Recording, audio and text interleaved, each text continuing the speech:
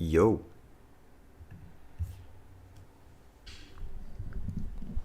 What's up, duelists? Your boy is back with day 2 coverage. We got day 2 coverage courtesy of Sevilla, of course. Shout out to Sevilla. Hashtag thanks, Sevilla. We would not be having day 2 right now if it wasn't for Sevilla because they spent 5 hours yesterday filling out the bracket by hand. So, huge thank you to Sevilla. This event would not be happening without them. And then, of course, the other judges as well. So, make sure and thank the judges. We are so back. We are so back. And we've got a really exciting round 7 feature match. It's going to be a win and in for top 8, which is Masha versus GBO, two players who have just been on a different level lately. Masha playing Christia Sworn, I believe, and GBO playing Machina Light Sworn. They're both currently 6-0, so it's going to be a really exciting match. Starting off with a banger. Sevilla is cool as hell. I agree. Everybody make sure and thank Sevilla and send Sevilla money. Just kidding. I'm not kidding, actually. Please do. Please do. I will personally also be doing that. Actually, I should do that right now because that's what's happening.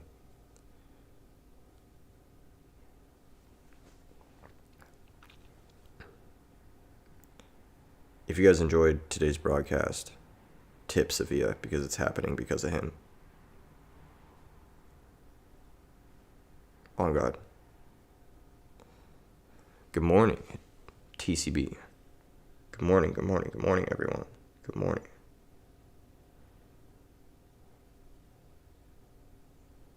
Good morning, good morning, good morning, good morning, good morning, good morning, good morning.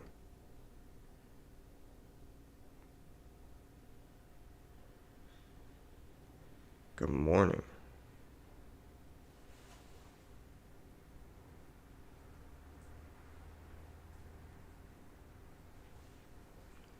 Good morning. I think we're getting ready. We've got our match already. Here we are. Round 6 feature match. Round 7 feature match. Both players are currently undefeated.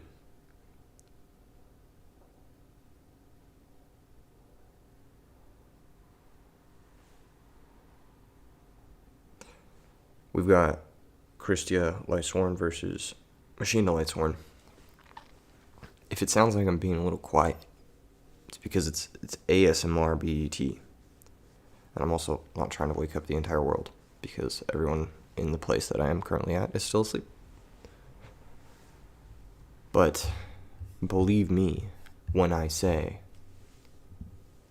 I am hyped. I am super hyped.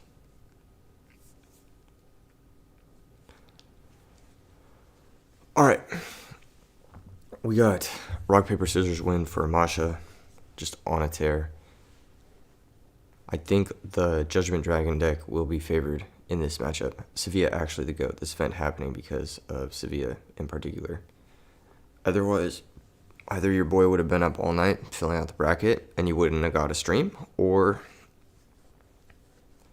we wouldn't have had the event. So, how many Swiss rounds? 8 total. So there's 2 more rounds of Swiss, and then we're going to cut to top 8.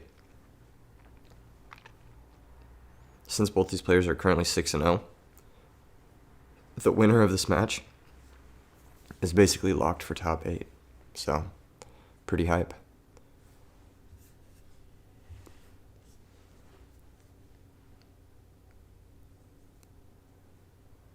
Best possible start with a pretty good mill, 2 fairies and a Lightsworn. Basically, if you don't mill spells, you can't complain. You're legally not allowed to complain. That's the rules. I don't make the rules. Typhoon the back row. If it was threatening or it would be chainable. But we do know Masha's on tech compulsory.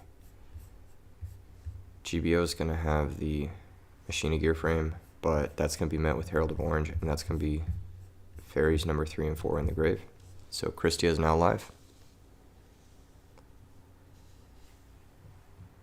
No problem, Juan. Thanks, Sevilla, though. I didn't do anything about this. I would have, but then Sevilla just did it. And I was like, oh, shit. Thank you so much. I'm so incredibly appreciative. Okay.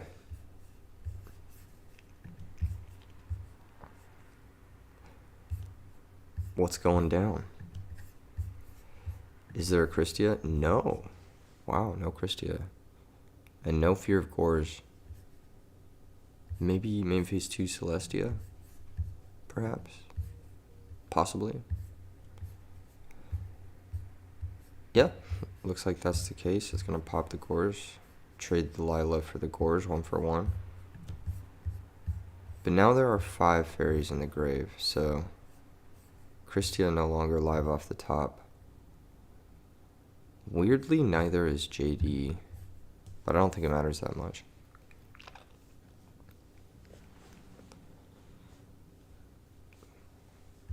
Yugioh's kind of been backfooting this whole game, but now that he has some back row down, he's pretty safe. Oh, never mind, I lied. He's just going to take a 2300 hit to the face. Masha does have to be careful if one of those is torrential, but most likely it's not. Because there's only one torrential, and GBO has only seen 8 cards, so statistically speaking. Is it cut to top 8? It is cut to top 8.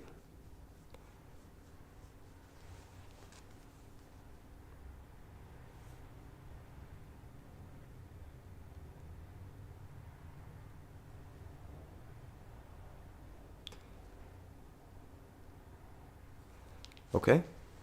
Compulsory on the Celestia never feels good, but forced to do what you're forced to do.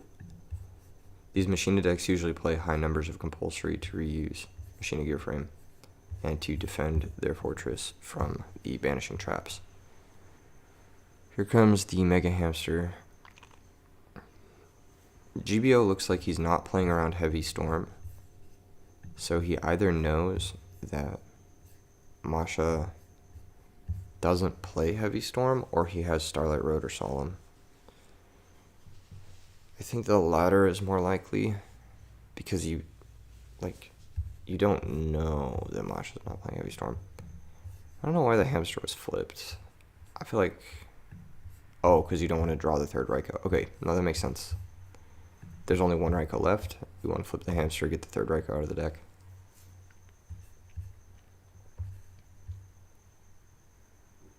Set monster from GBO is like either Hamster Raikou, or they sometimes play DD Warrior Lady, but DD Warrior Lady would have run over the hamster for sure.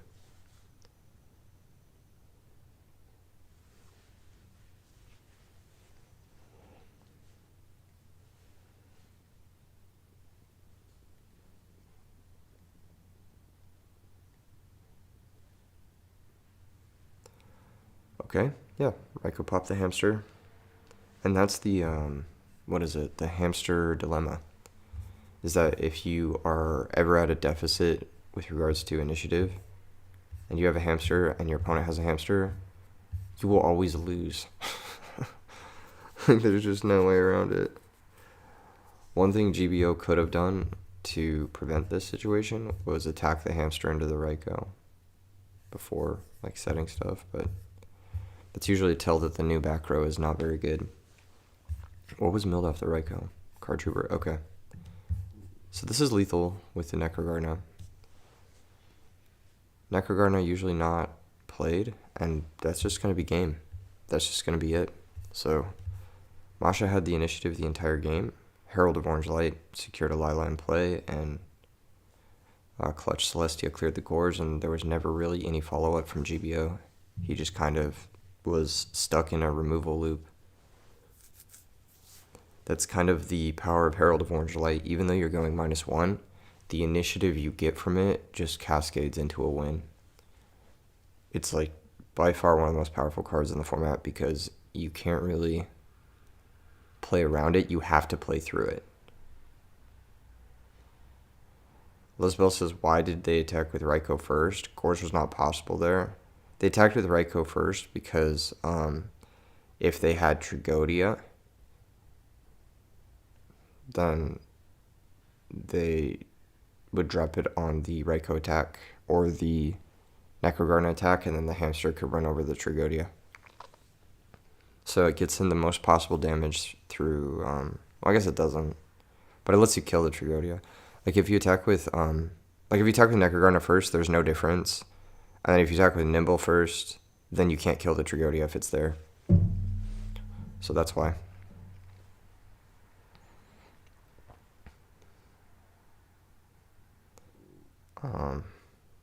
Alright, charge the Light Brigade.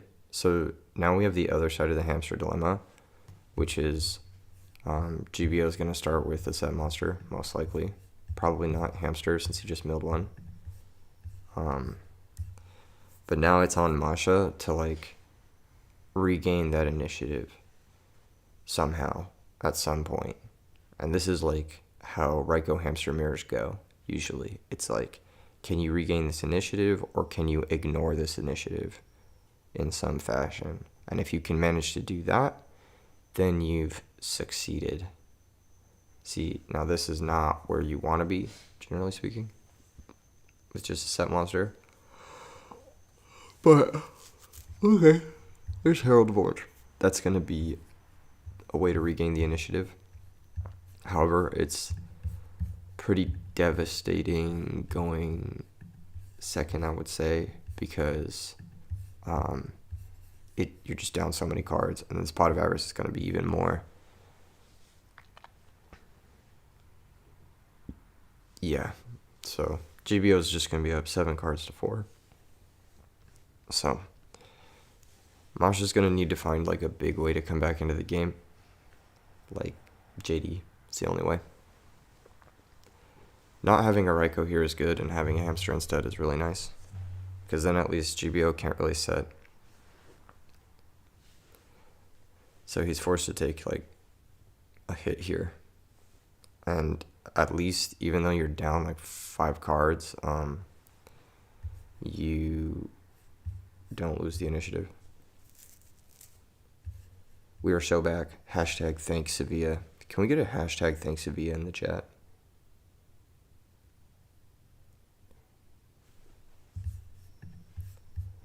Solar Recharge pitch Celestia. Celestia not having the best targets here. Plus you want to find something to attack with. Milling Cyber Dragon's not so bad because if you have Beckoning Light, you can get it back.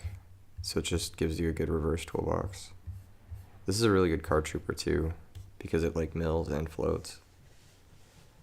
Masha needs to find a Beckoning Light ASAP. That would be the best card. Because then you just get back JD, Sidra, Herald, or something like that. Yes, hashtag thanks Sevilla, yes. We need it. We need more of that.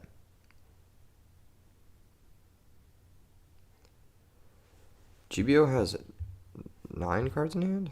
1, 2, 3, 4, 5, 6, 7, 8. 8 cards in hand.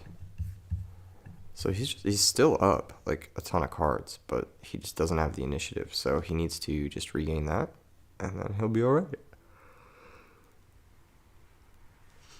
That's how it should go. There's 4 fairies in the grave, so Christia would be another way to just close this one out.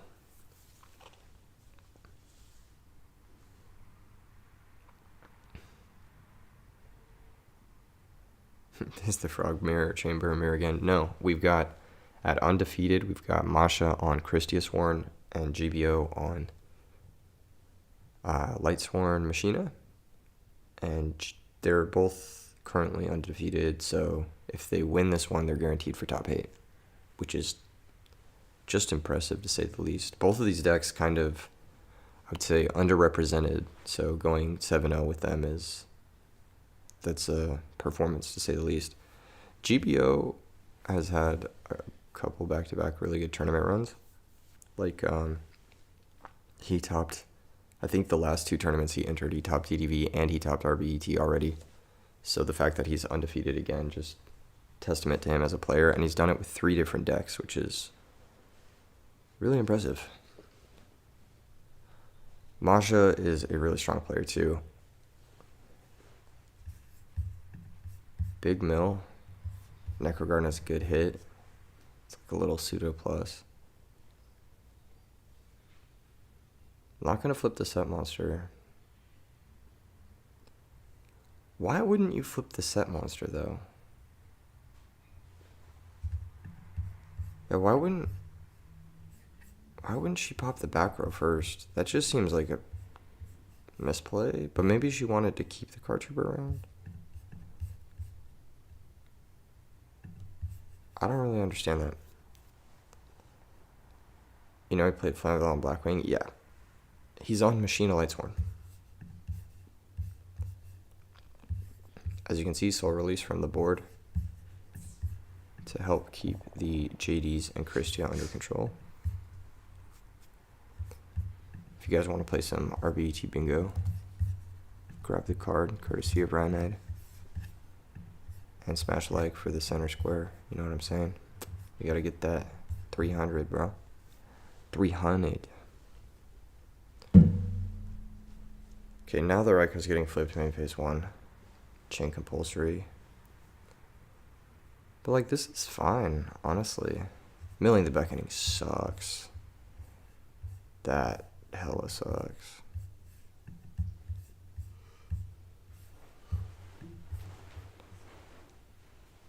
I wonder what's in Masha's hand.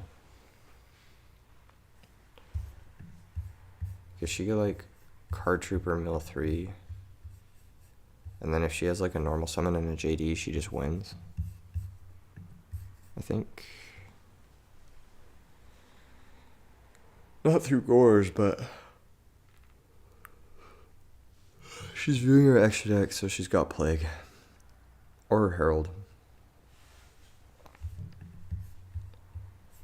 Honestly, you could probably keep the Herald in hand, yeah.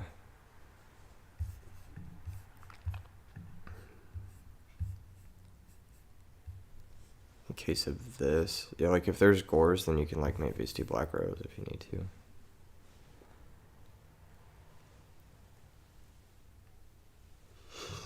Masha didn't mill with Card Trooper, so that wasn't even really like that great of an attack. Like this would have only been 600 damage.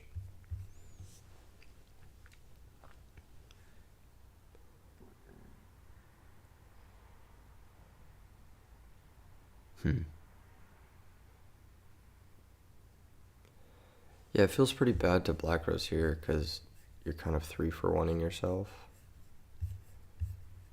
But like, what else are you gonna do? You could make Ancient Fairy in defense if she has it in the extra, but usually they don't play that in the extra because they need space for Avenging Knight. Oh, it is Plague. Interesting.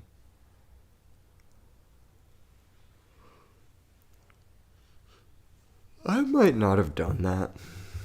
I might have like just kept the cards around and then Necrogarden had the Gores attack and then figured it out next turn when I still had a battle phase.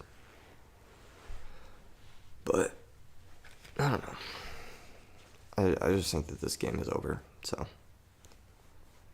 we're probably going next. There are just too many cards here from GBO. Masha needs like a very specific sequence to win this. I just don't see it, you know?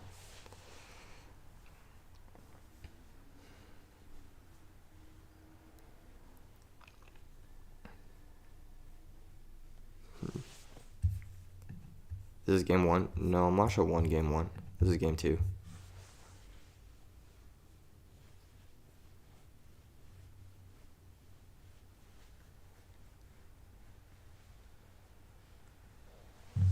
Shade-sided Cyber Dragons, it looks like. And that's it. I haven't really seen anything else. Card Destruction is an interesting choice. Lila can get you like a plus here.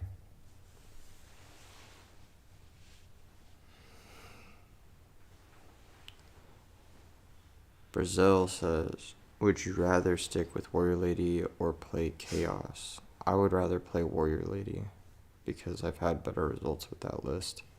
And I don't like the hamster dilemma. I think the hamster dilemma adds an inherent nature of gambling to a deck that doesn't need it. Okay, so he had Judgment Road, but that's kind of best possible. I think GBO might be trying to mind crash here.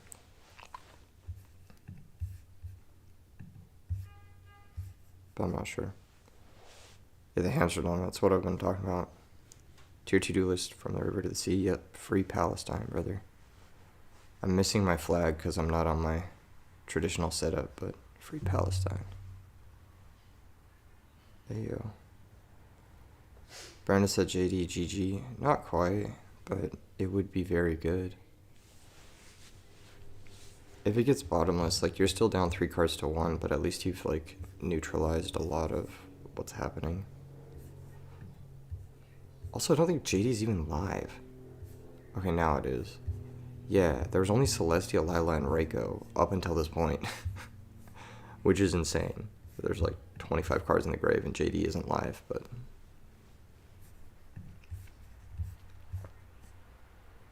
yeah, there's only 3 names.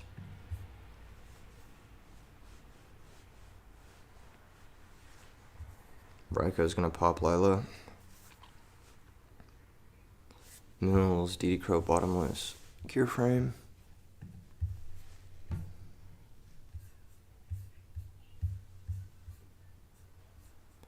$200 poke.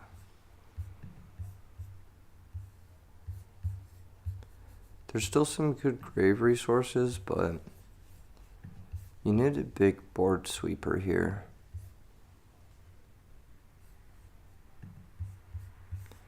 Like JD specifically. Okay, here comes standby phase. DD Crow hit the Jane. Yeah. Looks like he's on Crows and Soul Release to try and control the JD narrative. But, I mean, the JD that can be top decked at this point is Beckoning Light. It's a 50-50 if that's drawn. So it's kind of weird if you should save the Crow or not to try and hit the JD. Because if Masha just draws a Beckoning Light, it's so stupid that you blew the Crow like that.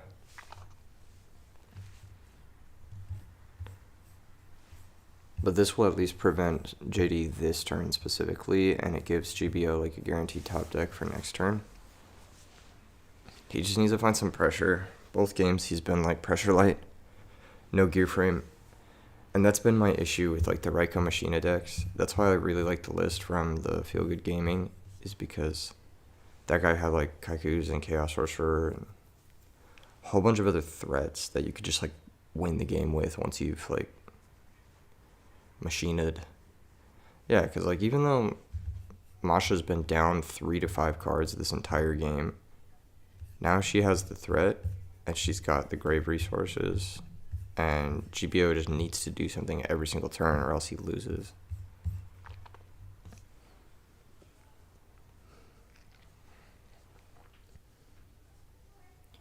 Wow, well that's just game. Yeah, just attack direct. And Masha wins 2-0 despite a huge card deficit. Second Jane being clutch. Once again, just being threat dense. Ice Cream says rough matchup. And he says he forgot to side out some bad cards. And that's... I don't even know. We didn't see any of the bad cards here, really. But maybe compulsory, question mark? I'm not sure which of these cards are necessarily bad in this matchup. They all seem pretty good. Maybe Charge, but Charge is good. I don't know. GBO had a really good hand. He just never found a threat. 23 cards into his deck. That's why you need additional threats like Kaiku the Ghost Destroyer in this deck. And it also improves these types of matchups like Lightsworn and stuff, in my opinion. But yeah, maybe he has and he just got insanely unlucky, but yeah, Cold Wave is nasty. I consistently rank it in amongst the top 10 most powerful cards in the format. Just because of this specifically, it doesn't really let your opponent play the game on any fair metric, but It's going to be instrumental to Masha in her first RBET top 8, so congratulations. First RBET? She might have thought before. I could be misremembering, but congratulations. She's now locked for top 8 at 7-0, which is very impressive with Christia Swarm. So, very nice. Yugioh definitely still in contention. He just needs to win his next match. We are going to hop into a different game and see what's up.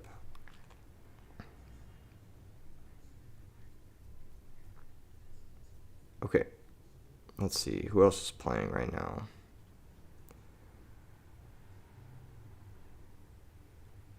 I forget who else was undefeated yesterday, but I do want to see where BK Kids Club is at, because he was 5-1 yesterday, and he's playing versus Wolf. So let's hop into their match. And it looks like they're going into Game 3, which is pretty hype. And I know a lot of people wanted to see his run. So he lost round 1 on camera, but since then has gone undefeated. And he's looking to go 6-1 into round 8, which is pretty impressive, with Gemini, a deck that he actually invented.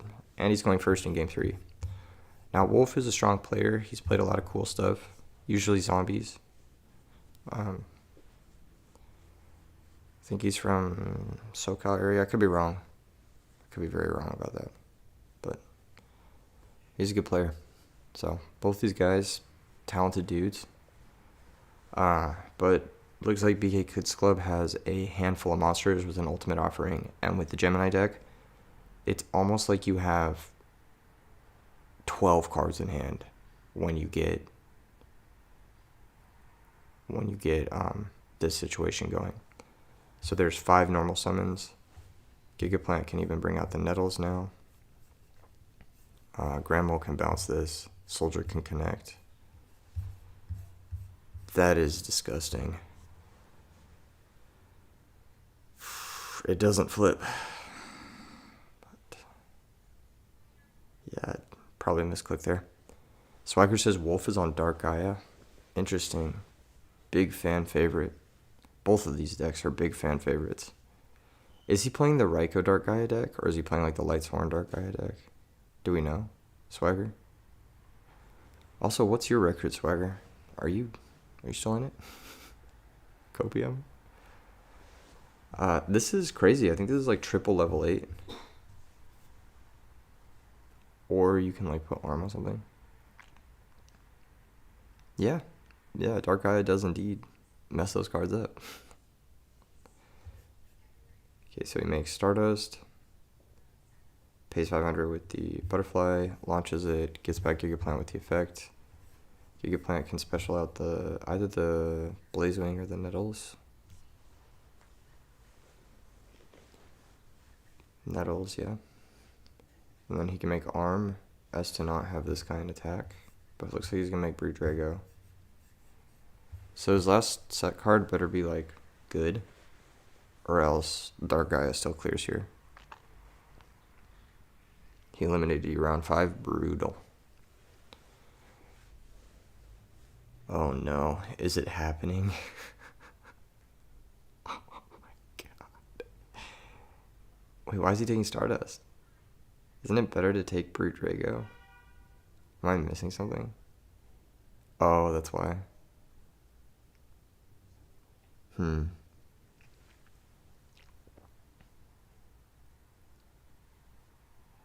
Yeah, that...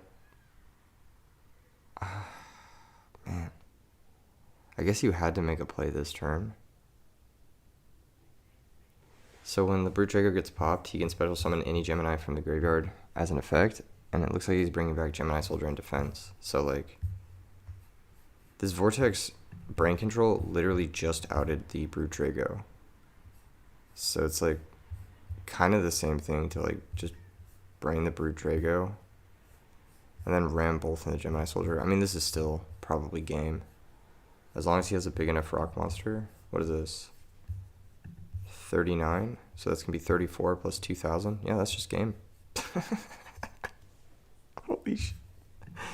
What a hand. What an insane hand. Yeah, it's just over. And this guy can't be destroyed by battle, so he's like stuck there, and the Stardust can attack it. Bruh. And BK Kids Club's gonna be eliminated, and Wolf's gonna move on to 6-1. Well, not eliminated. BK Kids Club. No, I don't think he can top, because his loss was round 1. But he can still end with 6-2, which is pretty good. That was impressive. Very interesting build. That was insane. I think this definitely showcased the strength of both of these decks. Man. That is insane. Specifically Trunade, specifically Brain Vortex Dark Calling. This is literally Exodia. It's a 5, 6, 7. This is a 7-card combo. That is insane. And it was all possible because BK Kids Club paid that much off of Ultimate Offering. So maybe flew a little too close to the sun, who knows? Maybe it was better just to make, I don't know, Stardust.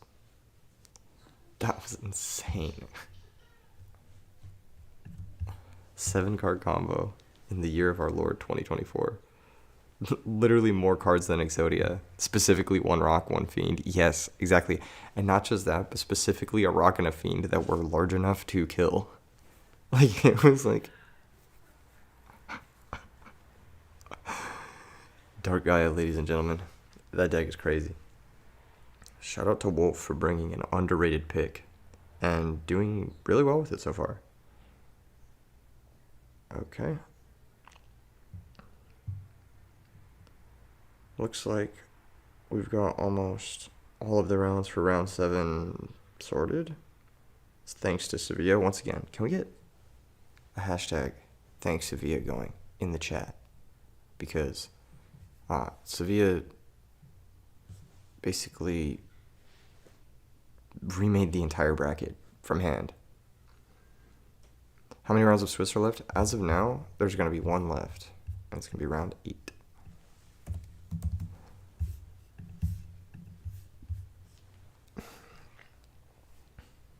And that's going to be... I think we might watch... Oh, Hydro Pump is still playing. I think. So... depending on the winner of this, we may watch that. Or... let's see if there's any more Chain Burn left. Because I know you guys love Chain Burn. Hydro Pump is playing Lightsworn, and it looks like he won game 1. This game 2 is going a little bit longer. He's got Lightning Vortex in post-board versus Frogs. And Soul Release. Seen a lot of Soul Release. I think it's a really good answer to the meta. It's good against Vayu. It's good against Frogs. And it's good against Lightsworn, which are kind of like 3 really... well, Lightsworn's not that popular, but it's doing really well today. Less Black Wings means Lightsworn is like very favored. What's Salvador's record? I think Salvador is still playing his game. We could tune into that too, actually. Let's go check that out. So this is still round 7, but let's check out Salvador versus Tolrain. They're going into game 3, so this is pretty exciting. Let me redo the overlay.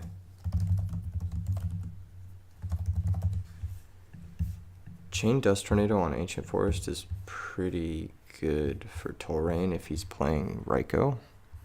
Is Fraser still in? No. Nah. He had double dust. He had double dust. Dude, he had double dust. Said double dust is crazy. And dude, what the fuck is this? Oh my god. That might be the whole game right there. This might be the whole game. So that's 34 because Stealth Bird is dark. And now Salvador's got to answer Kaya's. Does this help? I guess it slows further summons.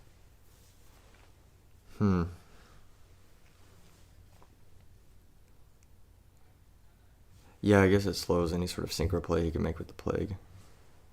We don't even know what Tolrain is playing. He could be playing like 16 different decks. Probably Value Turbo, possibly Welly Dad.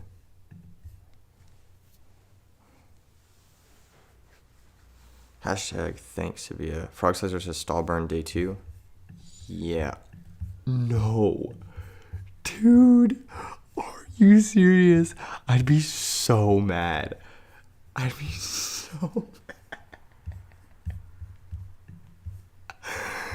Bro, are you kidding me? He hit him with the full house, dude. Insane. I'd be like, bruh. Who sides triple dust and then draws all 3? And MSD. Bro really had 3 floodgates. And they all got sniped. So this looks like Value Turbo. That's crazy, man.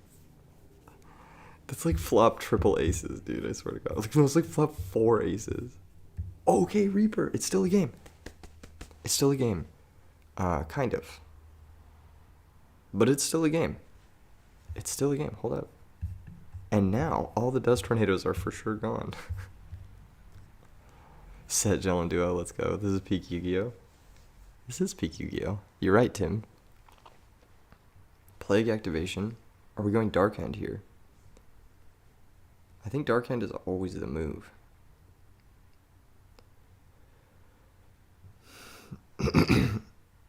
Oh, that's an interesting choice. Normally Value Turbo doesn't play that card. But I like it. Just kidding. Dark Hand was infinitely better. Why did he not make Dark Hand? Oh my God! Are you serious right now?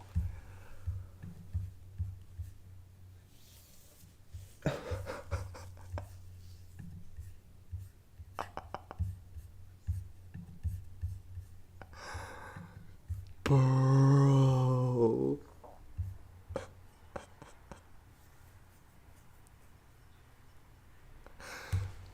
Looks like Stallburn is back on the menu, boys.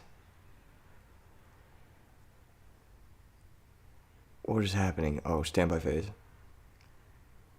Deck dev? No, that's crazy. Deck dev is so good versus this deck. I mean, just because you get to see what's up. No more Duster MST, that's right. But Heavy Storm is, wow. Not what I was expecting, but makes sense. Your opponent sides out their bottomless, they side out their deep prisons, and then you bring in Kaiku the Ghost Destroyer. Oh my God, that's actually genius. I think Salvador is cooking. I think he's actually genius. I think he might be the GOAT. He might be the GOAT. He might be the GOAT. Why would you not activate Necrogarden? Like, once you see Kaiku the Ghost Destroyer and you can't stop it, why would you not just activate Necrogarden? I could be wrong. Okay, pitch special Greffer. Does he have another Caius? Oh, he has 3 darks. But he can't even use Dark Armed. Okay, Solemns are gonna trade. Cause he knows. And that might be the game. How did he not preemptively Necrogarden? He was probably trying to set up for his Dark Arm. He can't do that, yeah. He can't activate Dark Arm while Kaiku's in play.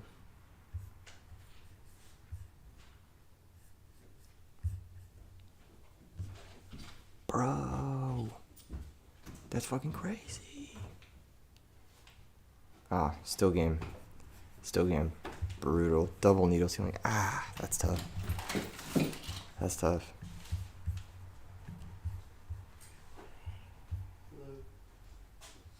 That's tough. GG's. GG's touring. Triple dust. Dark armed. Kind of crazy. Lorenzo says, can you even activate it? No, you activate a standby phase before you can... Like, when you dust shoot and you see Kaiku as the last card... Or deck dev, sorry. And you see Kaiku as the last monster, you just activate the Necrogorna. But I think he wanted to let the Kaiku hit to set up for his Dark Armed. Although, either way, Dark Arm was live and he wouldn't have had to pitch the Kaya, so...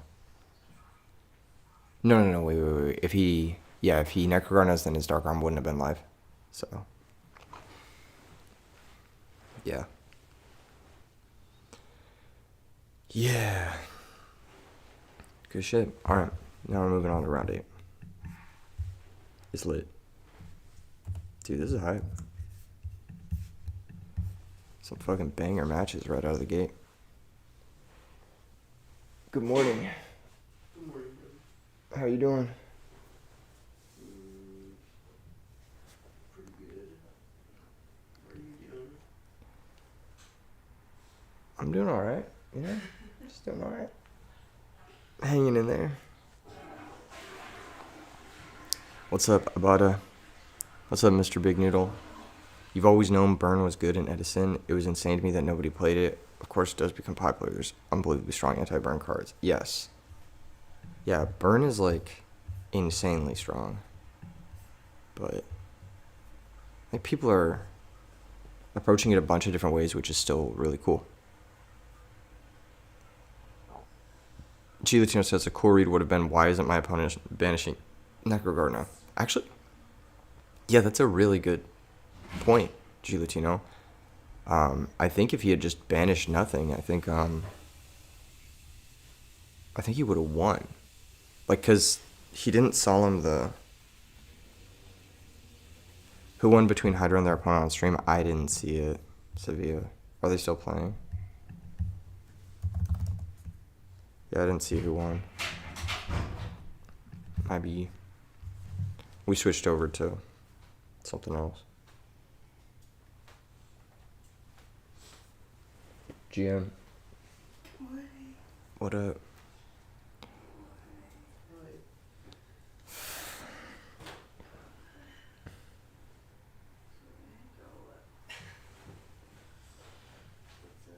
How are you, man? Did you steal Orion's bed? You weren't fucking vibing with the couch. Good morning, stream. Hashtag thanks, Sevilla. And reminder to, I don't know, be chill while we're waiting for round 8 here. Play some bingo with us. Do we get any more on the bingo card? We get 300 likes? Low-key? Low-key? We haven't seen a single Blackwing player on camera. That's actually insane. Did we see Kai's burn for lethal? No, right?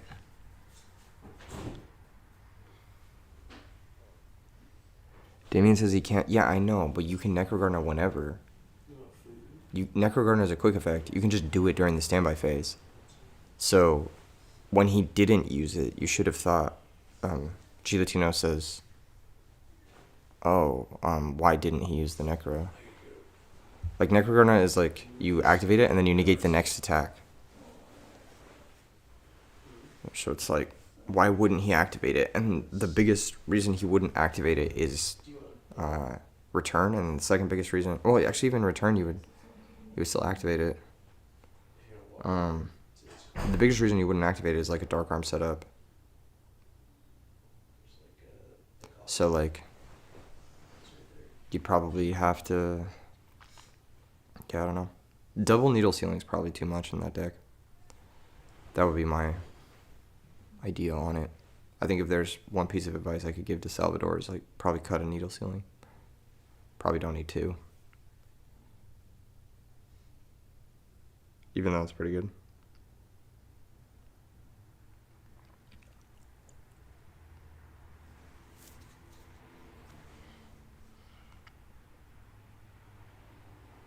But GG's to Salvador. I mean, he got really far.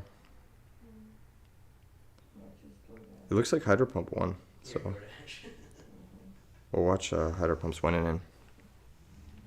It's when they heard of me, you up. Hey, yo, if you guys are getting food, let me know. Because I'm hungers. No, absolutely not. It's, why is Cia says, am I mad that the Yugioh stuff is climbing up in price? No. Why would I be mad about that? But I have to like That means a bunch of people who got old cards get a bag. be going somewhere. I remember you like breakfast at like it makes my stomach feel like easy. Yeah. Not you.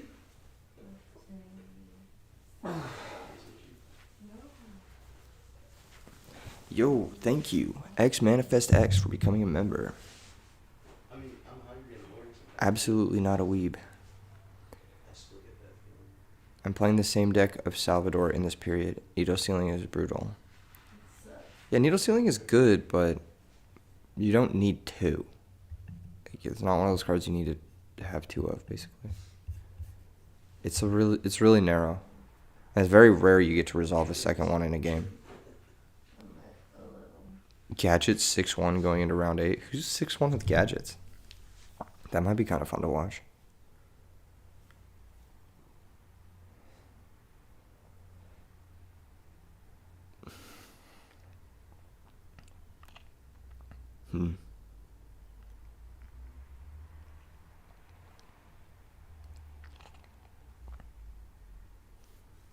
Ill-fated? Alright.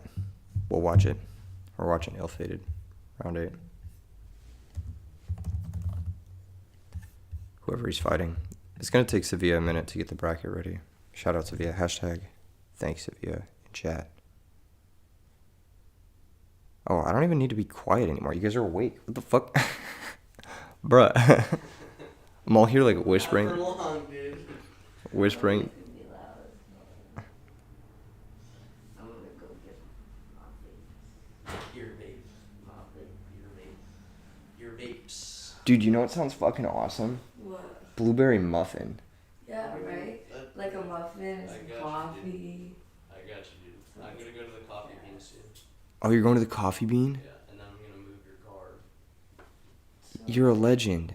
So nice. Yeah, I was gonna move my car this morning, and I woke up at 7, and I like wanted to die, and I was like, That's valid, dude. I did not. I did not do it. Feeling Grizzly says, I thought you were just hungover. Contrary to popular opinion, I don't drink every night, so I didn't drink last night.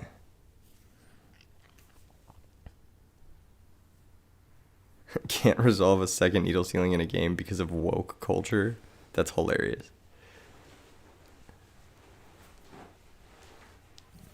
Yeah, plus once your opponent knows about needle sealing, they'll play around it.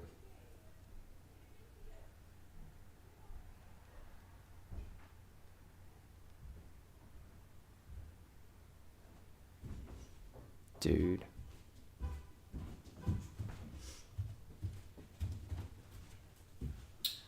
It's lit.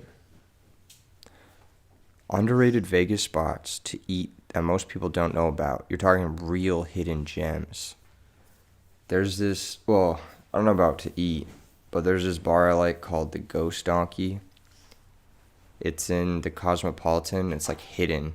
You have to like go in a broom closet to find it. And then I really like Fuku Burger, but most people know about it. It's just a great place to grab a burger. Anyone can afford it. It's like very affordable, and the burgers are awesome. I really like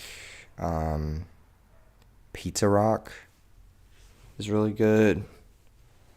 There's this sushi place called You or Me. You or Me is like my favorite sushi spot I've been to. It's a la carte though. It's not all you can eat. So like if you're a more all you can eat guy, then I can't recommend it. Can't really go wrong with some of the other places. Like, I don't know. It depends. If you want to spend a lot of money, there's a lot of really good places. But these are some places that you can go to where you're not going to spend $1 million and you'll have a pretty good time. As far as like quick bites go, There's a lot of like gentrified, like skinny fats type restaurants nowadays. There as well. So like you can find like decent food like pretty much anywhere you go.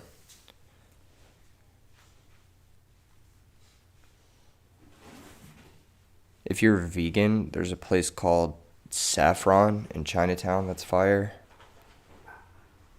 One of my buddies took me to this place called Ichiza, where you have to like take off your shoes. It's like pretty sick. Oh, there's this katsu place that's hella bomb. Let me see if I can find it on Google. That's so great. I don't know this guy. Katsuya Ton. Yeah, this place is fucked up. It's like the best katsu in Las Vegas, in my opinion. It has crazy good reviews. But the wait is usually like an hour to an hour and a half. So like, unless you really fucking want katsu, don't go here, because you're just gonna have to wait forever. But that being said, it is worth the wait. It is super, super good. TCB says every restaurant in Spring Mountain is amazing. Not every restaurant. Some of them are okay. But this is actually off of Spring Mountain. It's super fire. 888 Japanese is delicious, but known. Yeah, 888 Japanese is super fire. Shout out Gabe. He knows some fireplaces to put me on. A lot of people like... there was this barbecue place. I don't know if it's open anymore. It's called Jesse Ray's. Jesse Ray's Barbecue. Oh, it's temporarily closed. This was like one of the most fire barbecue places in the city. Yeah, no worries, Timothy. If you make it out to Vegas, just post in the Discord and I can give you links or recs. I'm kind of like half asleep right now, so I don't fucking know.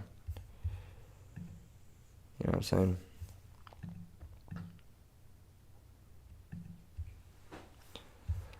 Okay, round 8 coming up soon for the fans.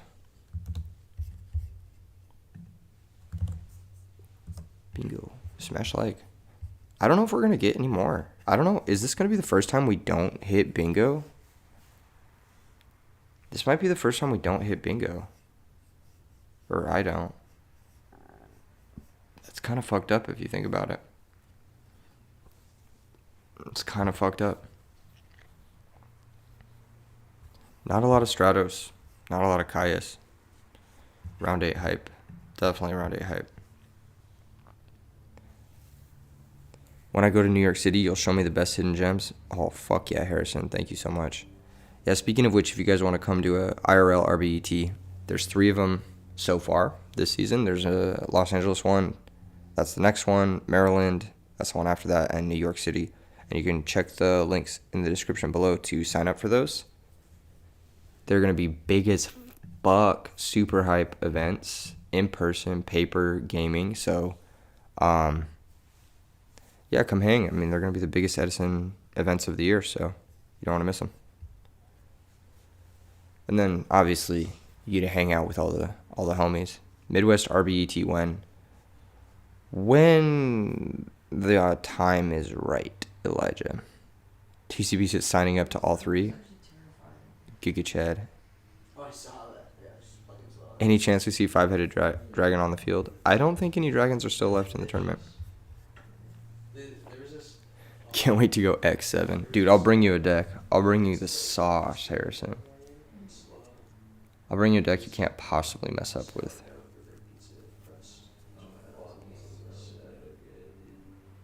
It's lit. There's so much good food there. Where? In Slow, where I used to live. Oh, dude, yeah. So, What are we predicting wins it all? I think statistically, it's pretty safe to say Christie has sworn, but we don't really know. that's my favorite. Because the only deck we know that's in top 8 as of right now is Christie has sworn. Is this a round next sweep? I don't know. It's not fairies, bro. Don't worry about it.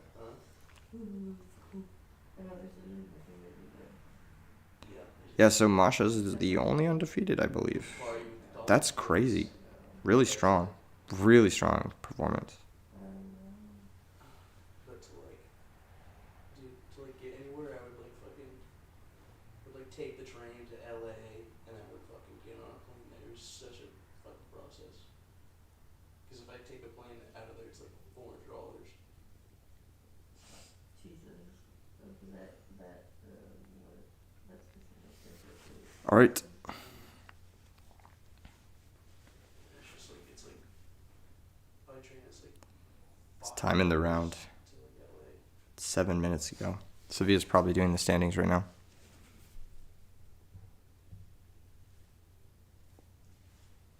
I'd like to go back though. Well, I'll go back one day.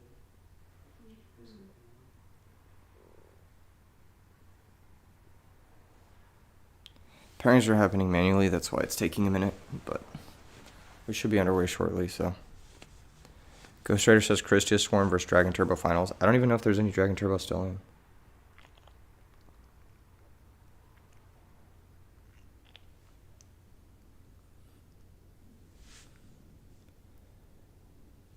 If you guys in the chat could travel anywhere in the world, where would you go?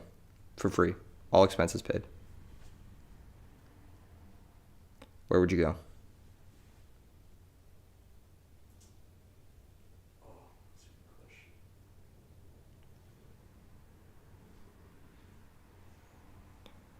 I know where I'd go. I want to go to Greece. I'd go to bed. I'm fucking tired. All expenses paid. One-way ticket. Hey, yo. You'd go to Greece? I'd go to Greece. Probably. Bulk to win says Amsterdam for the Molly. Super Blast says anywhere with fast trains. Okay, we got a train guy in chat. You guys are saying Thailand. Bro, save up a week paycheck. All expenses paid and you go to Thailand? I mean, Thailand's pretty, I guess.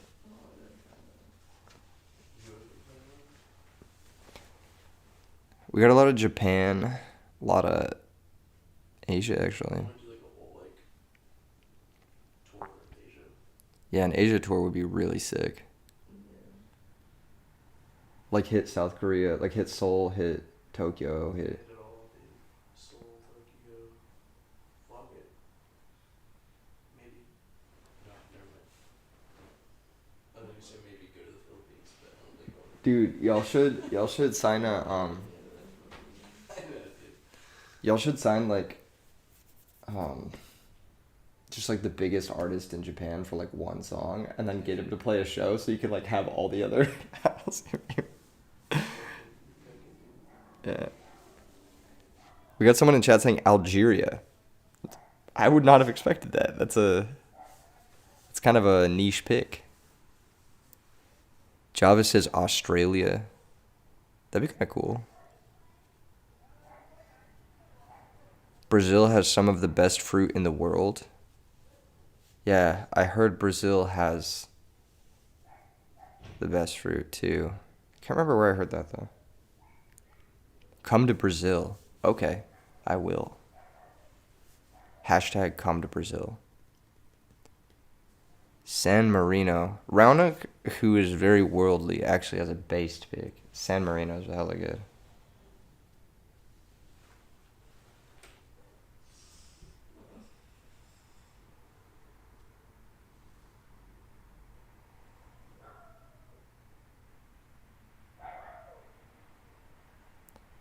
Also, by the way, for Diego says top cut out yet? No, we're moving into round 8. But we're manually pairing, so it's taking a second. So just bear with us. Tell me some fun stories in the chat. Keep us entertained. Actually, that's my job. I should be entertaining you, not the other way around. So last night we went to this show that my homegirl played. And it was like on the side of this fucking mountain in the middle of nowhere. It actually was. Just the middle of fucking. It was fucking awesome. I actually posted some pictures from it on Blue Sky. So if you guys want to see pictures from it, go ahead and check me out on Blue Sky. It was really fucking cool. It was literally like something out of a movie or like out of a music video or something. And then like there was this huge storm halfway through, and they were like playing under this canopy, and like halfway through one of the songs, the wind like lifted up the canopy around them, and like just the drummer just kept going, like he didn't give a fuck. Where is this from? Is it down? Where was this? I think it was. Wait, where was the fucking show yesterday? San Clemente. I don't know, man. Southern California. Yesterday you played a Gemini mirror match. It was weird. That is weird.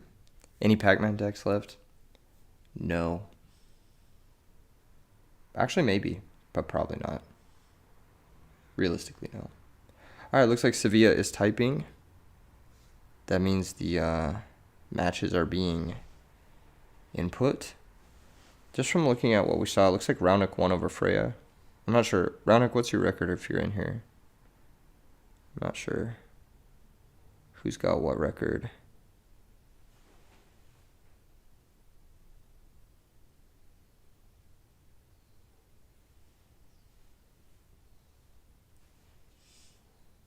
Yeah.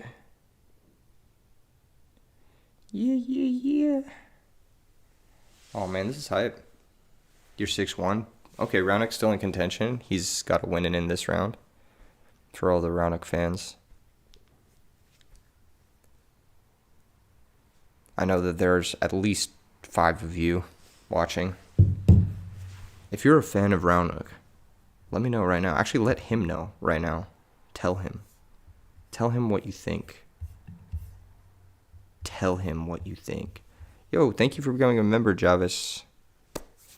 Enjoy the members only videos. It's kind of like OnlyFans, but I don't take my clothes off.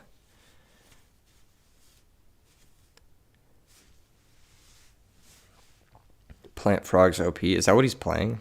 I don't even know if that's what he's playing or not. Does anyone know?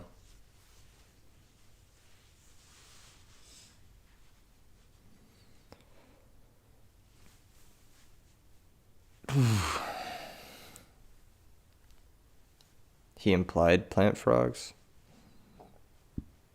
Interesting.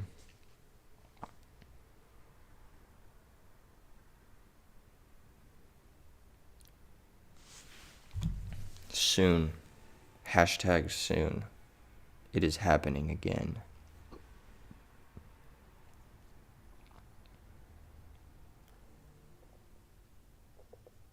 Oh my gosh.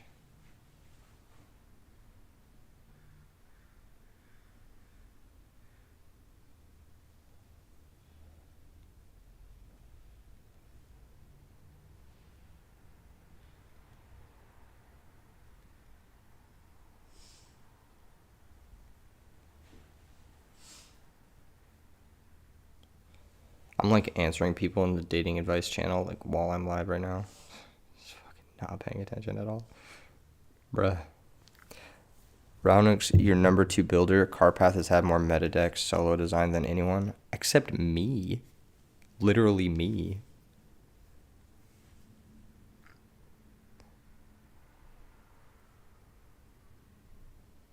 But yes, Carpath is, of course, a great brewer as well.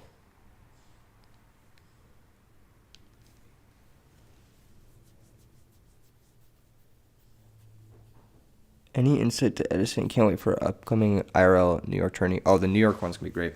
What's my dating advice channel? So there's a dating advice channel in the Discord where like people ask for advice on like dating and shit.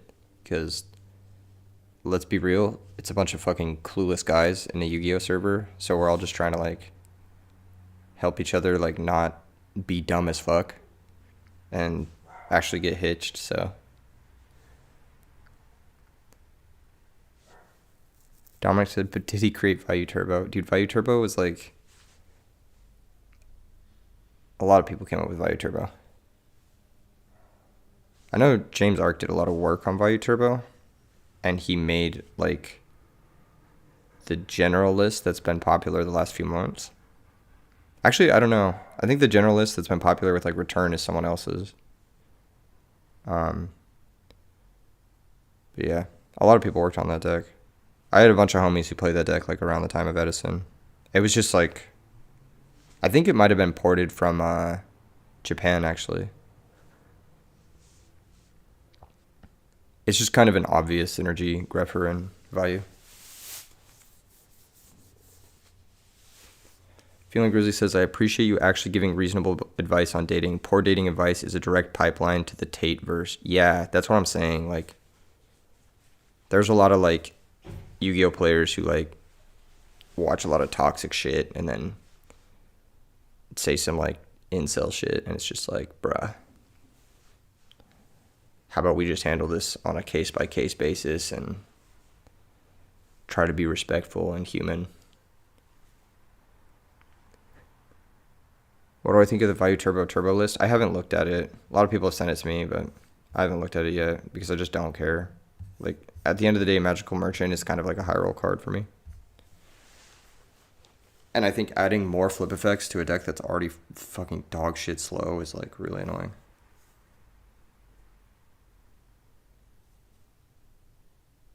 Okay, looks like we got 3 more minutes to the pairings, which is good.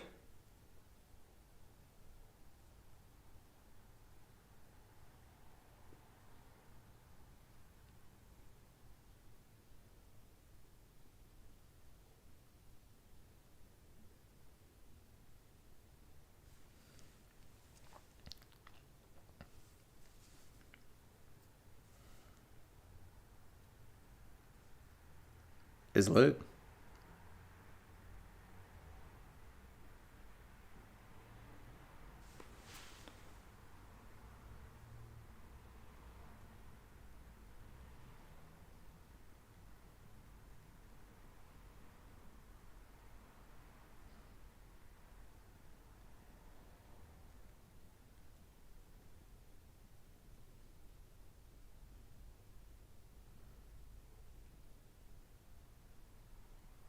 Is lit. Will deck lists be posted? Have they ever not been? Absolutely. Okay, looks like we've got the pairings. Let's fucking go, dude. We're going to be watching Ill-Fated versus Bad Robot in a win and in for top 8. Right? Wrong? Bad Robot? Yes. Wait, that doesn't add up, does it?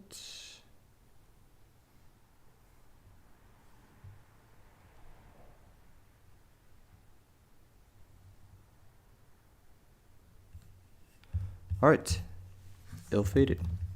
Oh shit, I'm typing in the wrong chat box. Tables are not in order? Yeah. But I know Ill-Fated's X1, so this is what we're watching. Alright, Bad Robot with the Minerva avatar. Gotta mute that. Disrespectful. Trap Dust Shoot. Must be nice. What are you gonna take, yellow gadget or green gadget? Dude, he's playing 45 cards and he's X1. Bro must be the luckiest man alive. He actually had red and green. MST bottomless limiter. Oh, that's a pretty good hand. Typhoon's the other one. Bro had Dust Shoot Solemn. I actually wouldn't have Typhooned the other one, but maybe that's just me. This is Diva Hero versus Gadget. Do we know that? Can we confirm this? Probably, yeah. Wait, Sangan searches Diva here, right? He searched Armageddon Knight. What the fuck?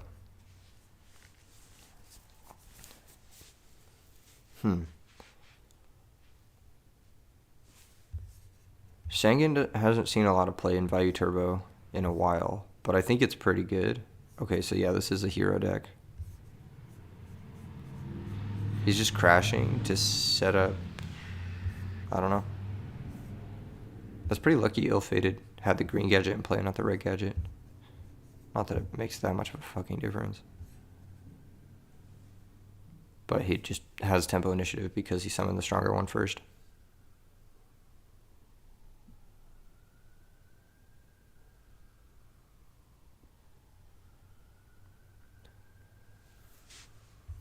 No, he doesn't, Thespy. He's a fucking grifter. I don't know what you're talking about. That's some, like... You're getting your message removed, bro. Alright. Search his yellow gadget. Okay. It's very unlikely Bad Robot is on anything that isn't Diva Hero. Does he... Who's Bad Robot? Do we know who Bad Robot is? Do I know who it is? Is that Oscar?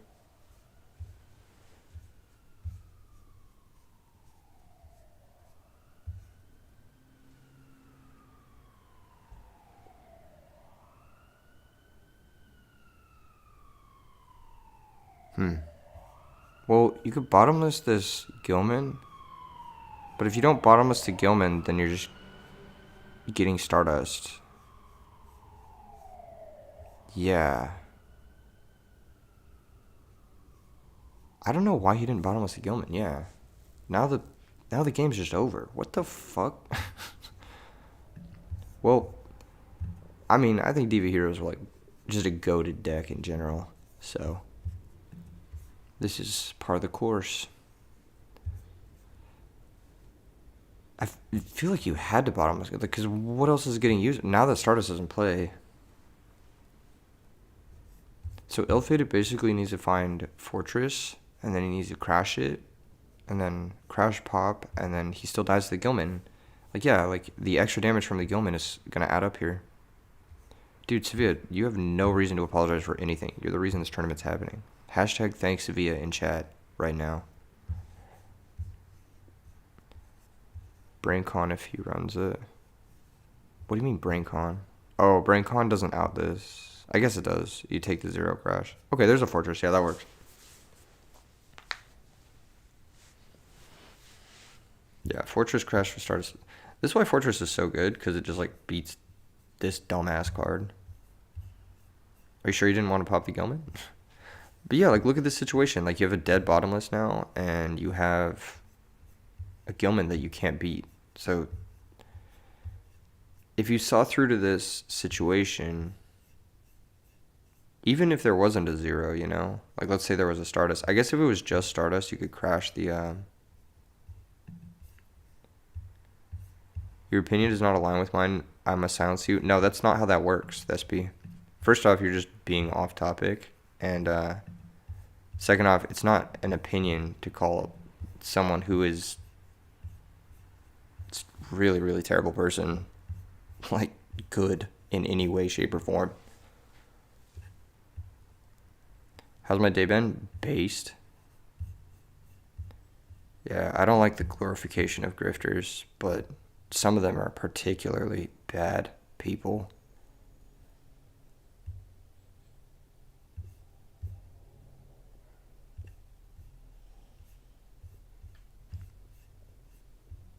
You can always tell, not to get too off topic here, but you can always tell, like, you're like, oh, he gives good advice. That advice can be found literally fucking anywhere. Like, work out and take care of your body and, like, be a man shit can be found literally anywhere.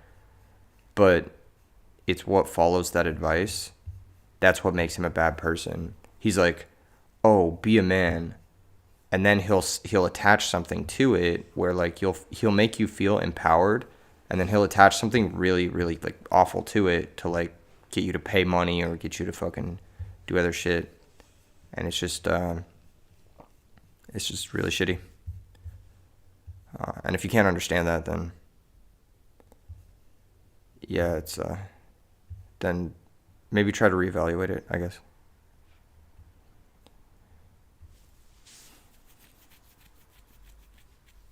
Yeah, exactly, Jason K. It's a propaganda tactic. It's a really, really successful propaganda tactic where you say something generically good that nobody can disagree with, and then you attach it to something that is an agenda that you want to push, whether it's like, ooh, that's a good Mirror Force. It's actually a really good Mirror Force. That's a really good Mirror Force, because he could have laddered into Black Rose, but I guess any of the ladders would have got stopped by Bottomless, so... Yeah, that was just a really good mirror force. Solid. It's going to be almost a 2-for-1 because it's going to clear a Diva and the Gilman that was left over from earlier, and he still has the bottomless, so maybe the saving of the bottomless will work out for him. Do we have some spice? Yeah, there's a lot of, we're watching gadgets potentially going into top 8, which is kind of hype.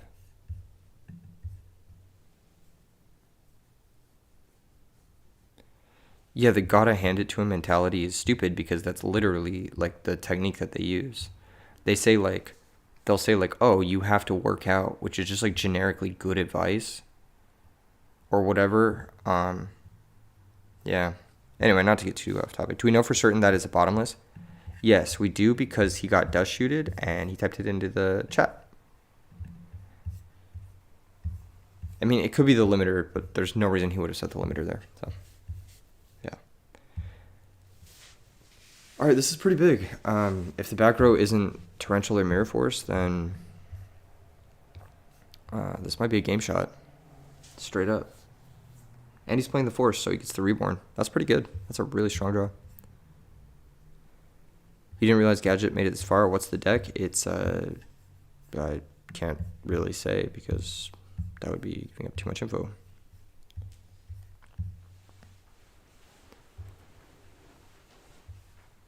So this guy gets flipped face up, and then he's going to take 100. Ill-Fated needs to take 100 life points.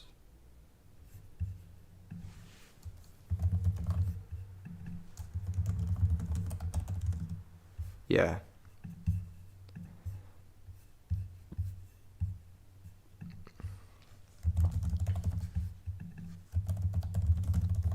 Okay, there. He caught it. We're good. Cool. Life points are accurate. We're good.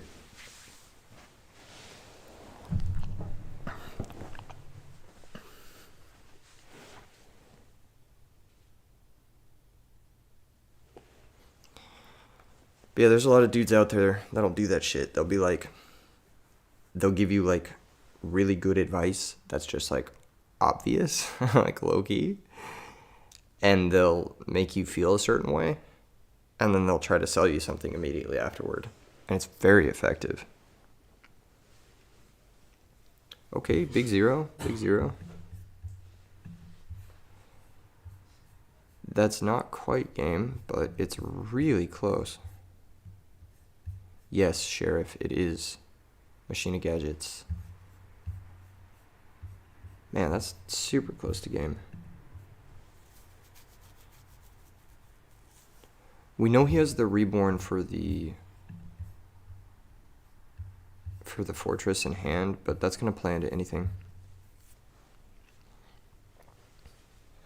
The pump and dump grifters did that for most of COVID lockdown.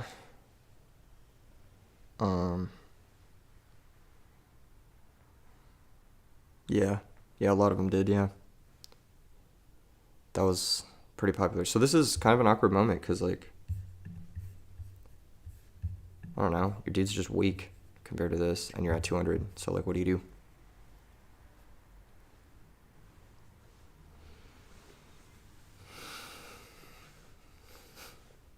What do you do? What do you do, guys? What do you do?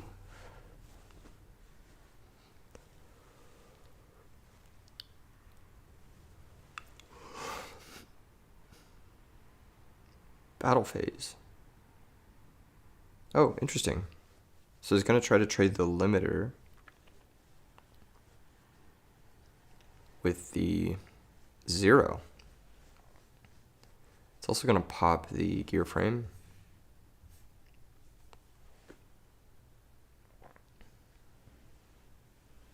Okay. Interesting. Now you're not immediately at risk of dying, I guess. Oh, this is not. Dude, that's not safe. You're at 200. What are you doing? What are you doing? That monster has 1300 attack. Oh my god, it's over. Wait, I guess Solemn's gone.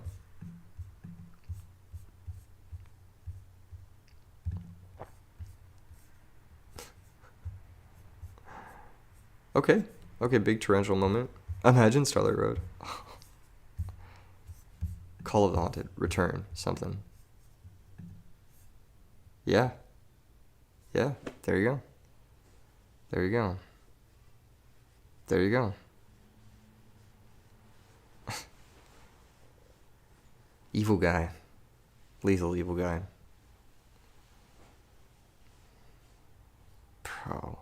Bro, summoned red gadget. Bro, just set the gadget. What? What are you waiting? Or at least put the fortress in play in defense or something. Like, what? It says bottom G. Bottom gadget. That's funny.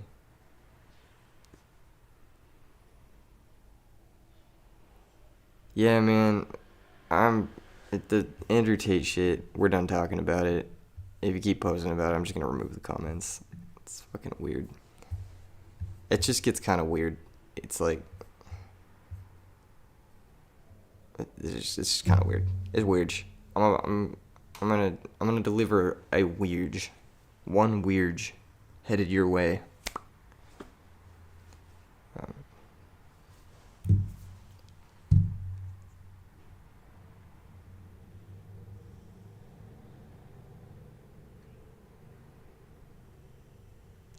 It's lit.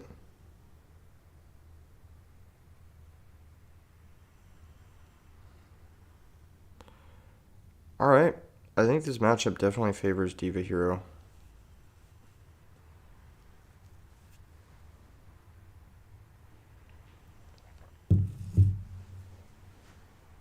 Because it's a better deck.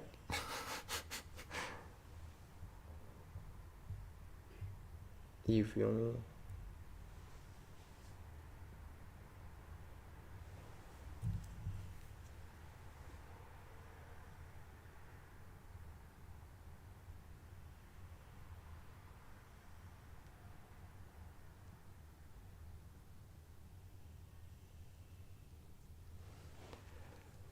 Okay.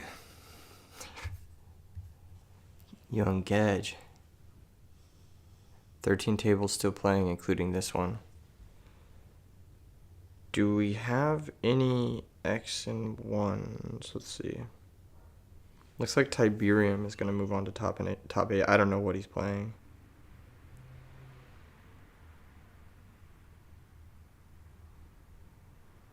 He beat Raonic. Rest in peace.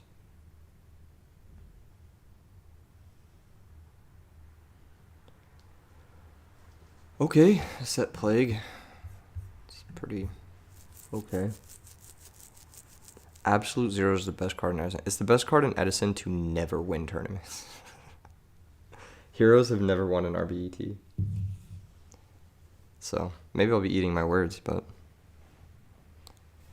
I don't think it's anywhere near the best card. I don't even think it clears top 20. 2000 connects.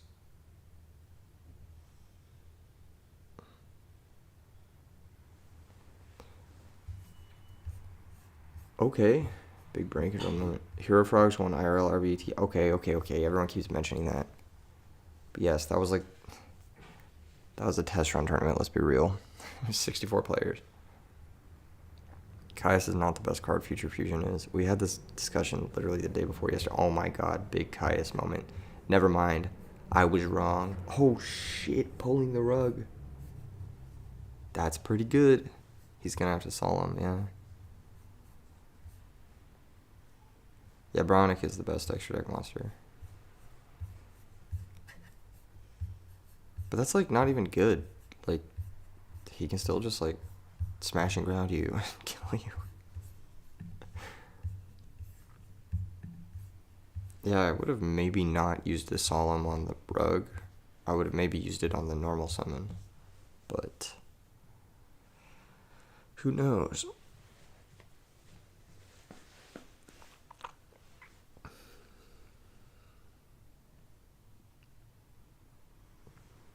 Brownic is absolutely the best extra deck monster, and it's not close. I don't think anyone would disagree with that who plays the format regularly.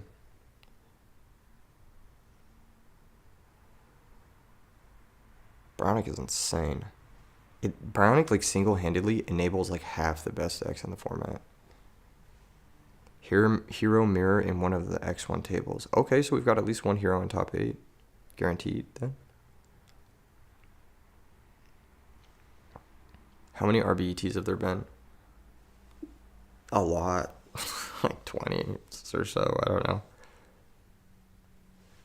Do we know top 8 decks? Well, we're in round 8 right now, so no, we don't. We know one. Christius Horn is guaranteed. So there's one Christius Horn. I think there's a hero mirror at X1, so that's guaranteed. So there's one Christius Horn, one hero mirror. One hero so far.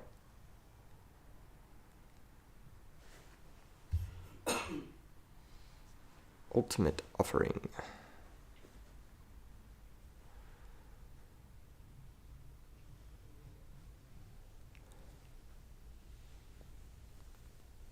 Oh, man. Yeah, like, imagine playing zombies without Bionic. You just can't. Imagine playing Blackwings without Bionic. It, like, significantly nerfs the deck. Like, even, like, Vayu Turbo without Bionic is so much worse. Even Dragon Turbo without Bionic is so much worse. Like, Bionic is just the best extra deck monster by far. Like, there's just certain decks you can't even play anymore without Bionic. Or that just become, like, significantly worse. Absolute Zero is good. But it's just not the best card. It's good, though. Ain't nobody saying Absolute Zero is bad. It's just not the best. Like, if you took out Absolute Zero, like, you could still technically play Diva Hero. It just wouldn't be as good. It'd be more like Diva Zombie. But if you took out Bionic, then, like, the whole format changes. It changes every deck.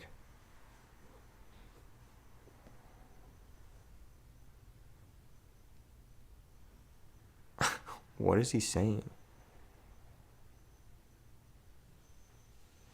Chainlink 1 is activation of effect. So this is an interesting moment, because if he chains Dust Tornado to Ultimate Offering, he can chain Ultimate Offering again, but because gadgets are when you can effects, if they're summoned Chainlink 2 or higher, they'll miss timing.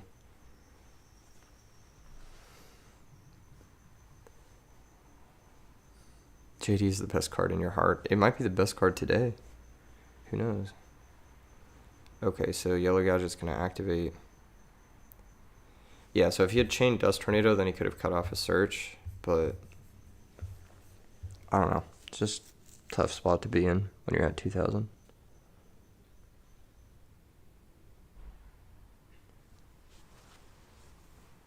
Still needs to get over the Caius, though.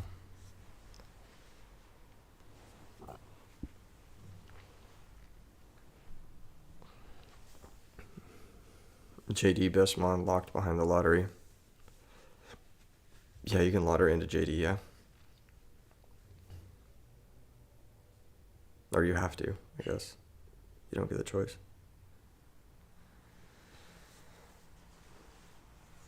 Was that his normal sum of return, or what's going on here? He'd pay another 500. Oh, he paid another 500, okay. Limiter would go kind of crazy. Maybe. Oh, yeah. Looks like it would. Okay. Damage step. Limiter removal. Okay, we're just going next. Yeah, dude, limiter's crazy.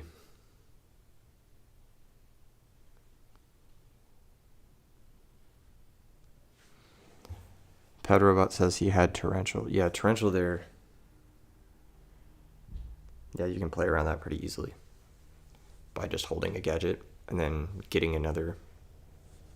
Like, as long as you hold one gadget, if he ever Torrentials, then you can still kill with limiter. You felt it in your bones? Yeah.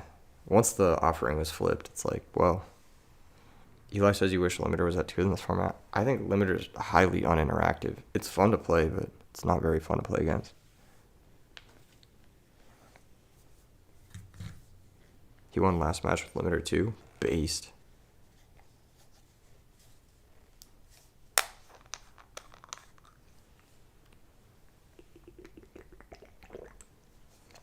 He says card is trash, I'm taking it out of my deck when he talks about Torrential Tribute. Some players have a lot of mixed feelings on Torrential Tribute because it wipes your own board. But if you have it, you can always like play around it. Like you can lead on it first, I guess. Need Scapegoat and Chaos Runner at 2? No, we don't. Those would be boring cards to play with at 2.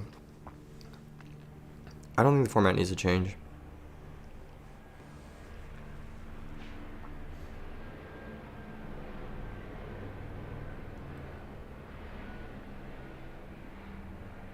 The Legacy Retro format guy? I don't know who that is. Limit removal is like the main win condition of the deck. Honest is uninteractive. Honest is interactive because it requires your opponent to have a monster, whereas limit removal does not. So Honest is technically a way to interact with your opponent's monsters. So I would say that Honest is interactive, or in a way that limit removal is not.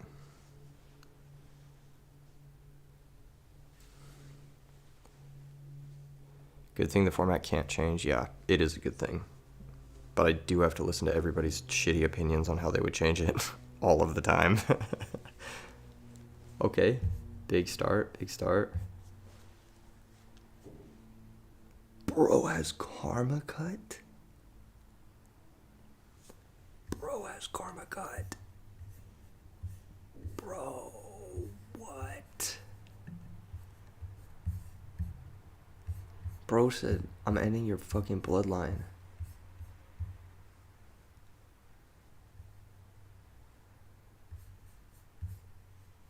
But man, it's hilarious how I just got done saying I have to listen to everyone's opinions on what they'd change, and then you immediately gave your opinion on what you would change. He main decks that. That's gas, dude. Karma Cut's fire.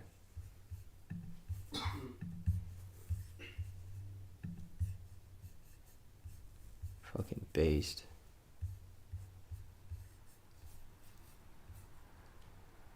Gilly boy.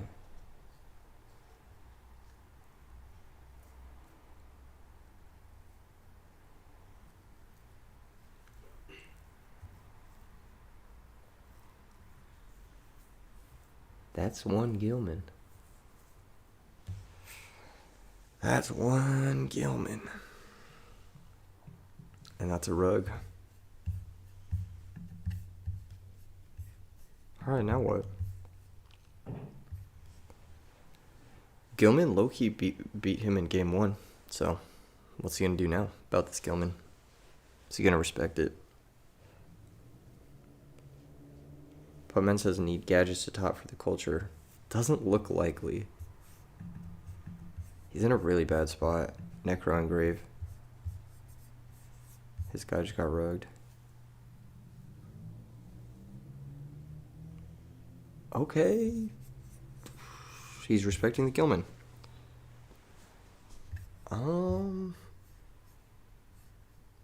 Yeah, that's not bad. He can necro this attack. That play feels greedy. No, it's not. I think it's fine. It depends on his back row. I have a strong feeling his back row includes Solemn Judgment. So I think it's okay. Deck is really good when it draws Solidarity. Yeah, it becomes better when it draws Solidarity for sure. 10 tables left playing. Thank you for the update. Hashtag thanks Sevilla.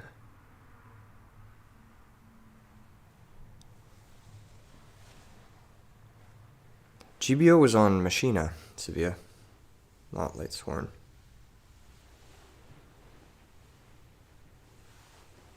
Big Boy Dragon.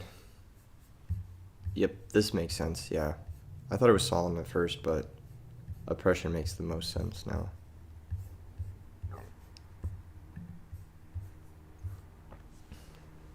That's why he wanted to get the fortress down. Said skill card about to sack him. Bro just summoned a Dark Arm Dragon. What are you talking about, skill card? What? You summoned your Dark Armed into 2 back row. It could have been anything.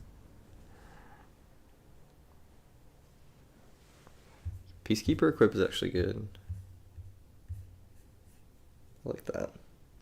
So President goes crazy. He just still searches gear frame. So it's fine.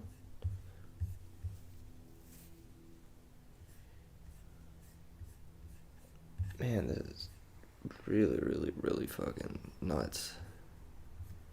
Peacekeeper draw is crazy because that means Mirror Force off the top does nothing. And because the cards are set, he can't like, he doesn't have discards for stuff like Karma Cut if he plays more than 1. And Bottomless is dead because he summoned the Fortress on the open field. Heavy Storm is bad because it clears his whole shit. And the Peacekeeper... Crazy how Machina Fortress reads like cards ahead of its time. Well, it is one of the most recent cards printed in the format. But yes, it is way ahead of its time.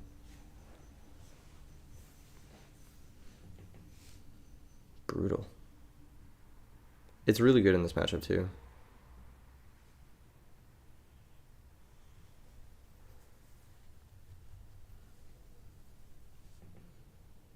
I think the bottom 2 are, one of them's a Miracle Fusion, or the first 2, one of them's a Miracle Fusion and one of them's a,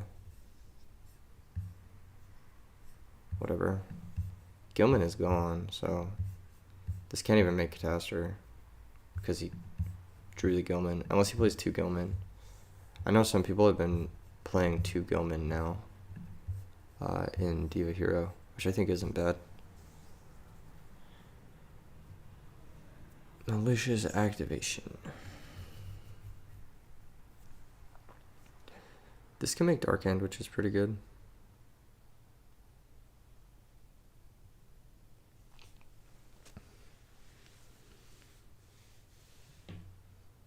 I think it has to make Dark End, right?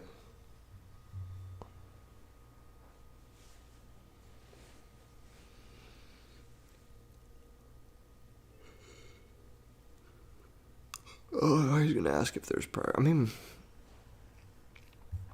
if he changed to this, the Fortress will stay. Yeah, the Fortress doesn't die here.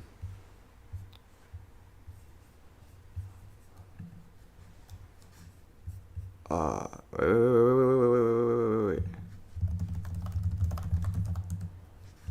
Yeah, Fortress doesn't die. Yeah, it doesn't detach. Yeah.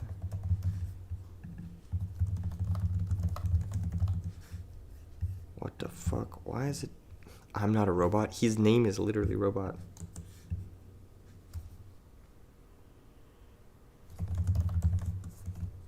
Darken.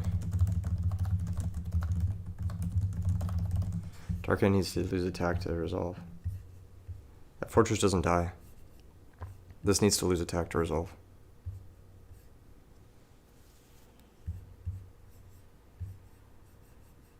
Yeah.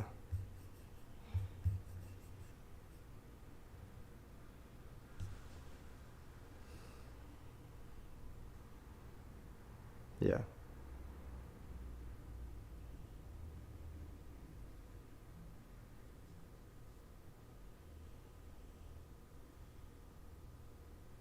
Cool. Cool. Making sure they have the correct rulings.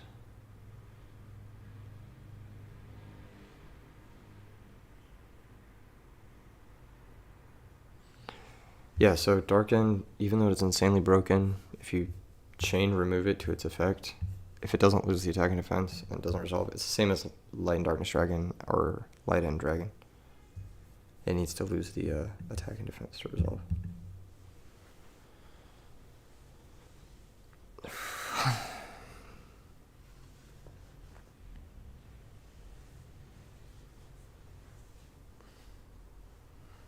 The first 2 sets are likely... There's likely a Miracle Fusion in the first 2 sets. Does Fortress still trigger? Yeah, because it was targeted. So, like, basically, but he has no cards in hand, so it doesn't matter. But yes, it would, because it was still targeted, yes, it would still trigger.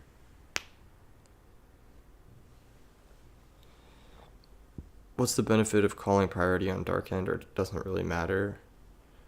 I think because of all the cards that you could use on it that would remove it from play, it doesn't really matter. Yeah.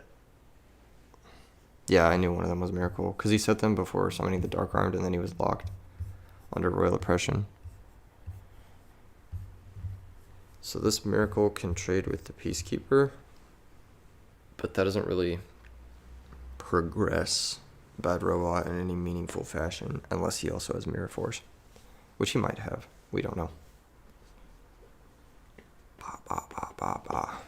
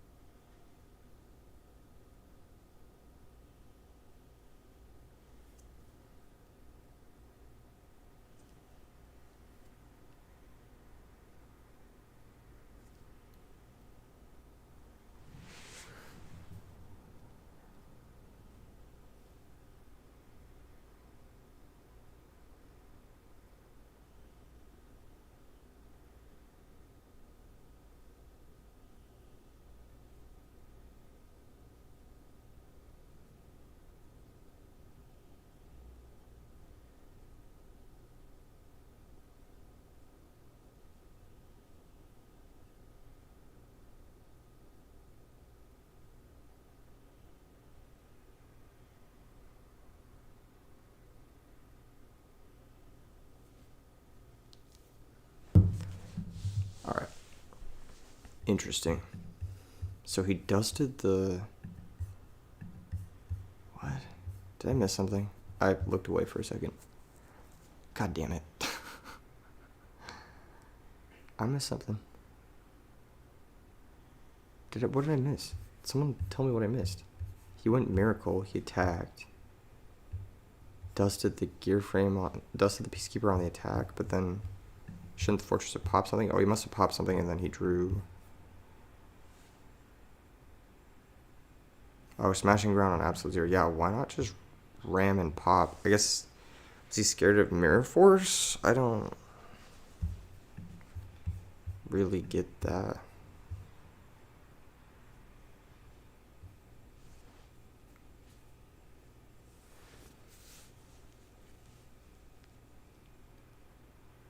Then you bait a mirror? Yeah, I don't really know. This is an interesting situation to be in, but I mean, Ill-Fated clearly has control of the circumstance.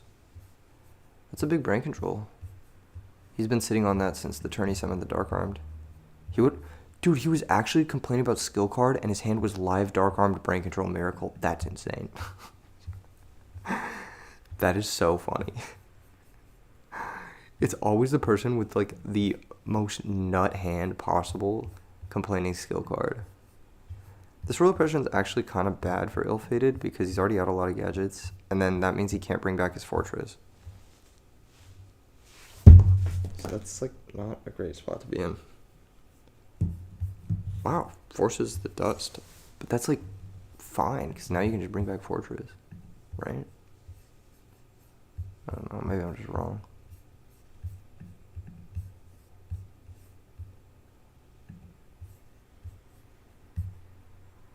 Yep. Defense position, interesting. Yeah, I guess it makes sense he doesn't want to take damage. Brain control's gone, so there's really no reason not to summon it in defense. Masha went 8-0. Yeah, Masha's insane. We hung out a tiny bit at YCS Vegas, and she's really good. Like, I was watching some of her games, and I was just like, oh, this girl knows how to play. She's fucking cracked, dude. Some people are just have the gamer gene.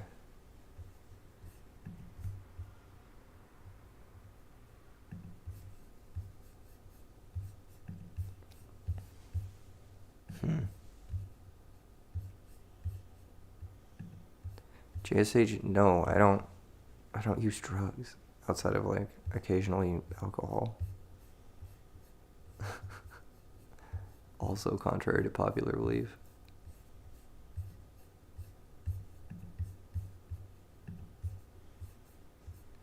I don't even drink caffeine.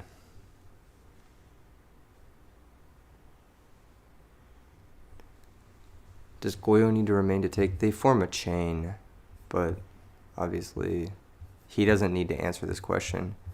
He needs to do the action before. Hydra said she Kappa. Alright, I'm timing you out. Actually, no. You know what?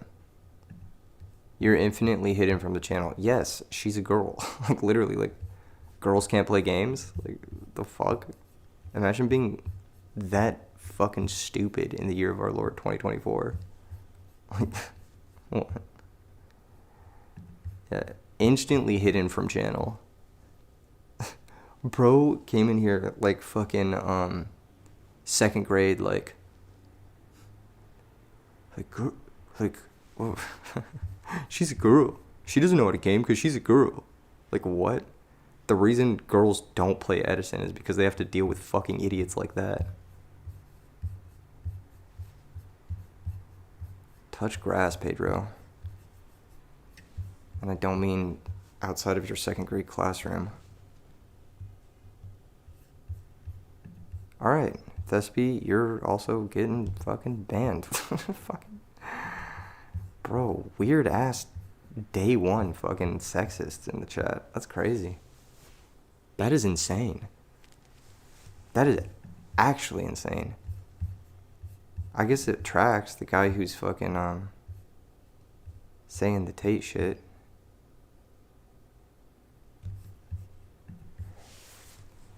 I'm not a judge, and I'm not allowed to say anything until actions have been taken.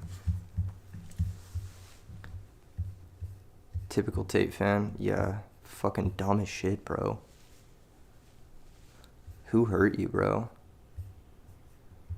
Why are you so insecure that you need to say that shit?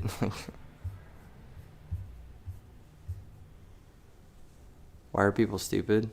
Dude, it's the internet, man. It's kind of wild, but yeah. Not surprised Yu-Gi-Oh community has a lot of Tate fans. Yeah, but I hope my community doesn't have a lot of those. This is annoying. You can't ask hypothetical. Yeah, you can't. You literally can't. I literally just told him. Oh my god.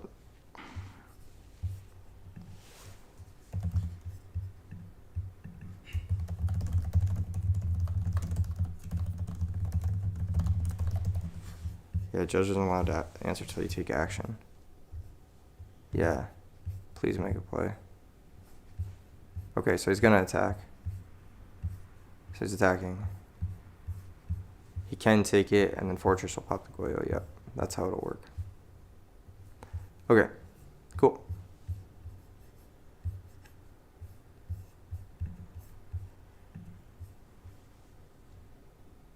Shouldn't be allowed to randomly Google rollings for 3 minutes. Yeah, that should be a warning, but I'm not judging this event, so.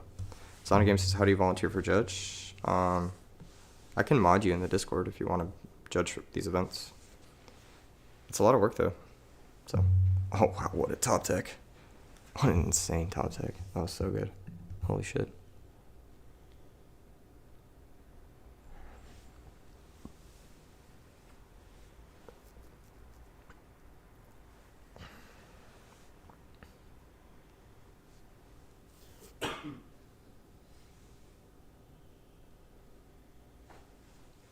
That was a really good top deck. That's another really good top deck. Miracle. It's a miracle. Yo, happy to hear that, Nick. I hope I can bring RBET to UK one day. I hope so too. That'd be fun.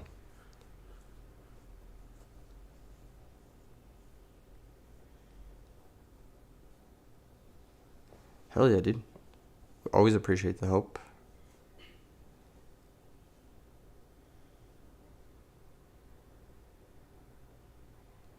He's shortcutting, but yes.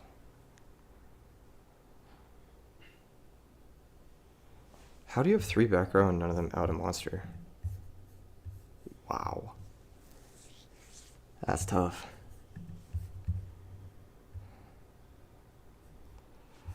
That's tough, but it looks like Bad Robot's moving on to the top 8 in the winning him.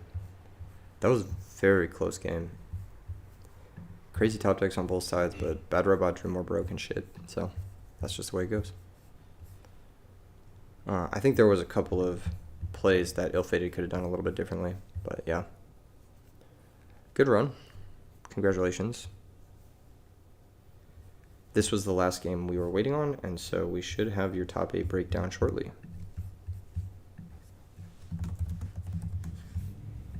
Thank you guys for tuning in. Make sure and thank Sevilla for helping manually fix the fucking bracket yesterday. Send Sevilla your love.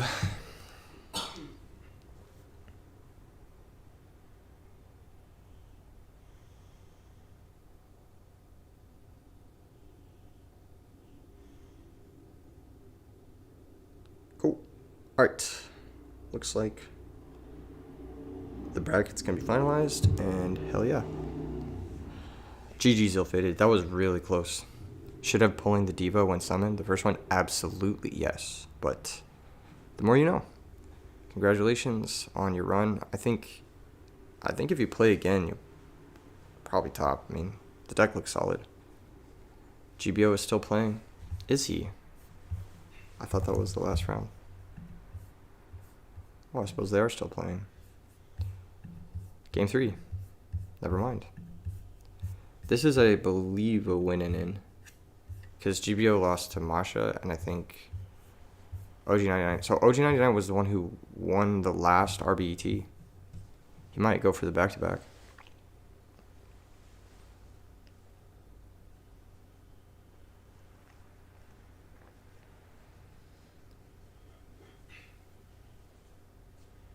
Is it gonna be a draw? That's insane.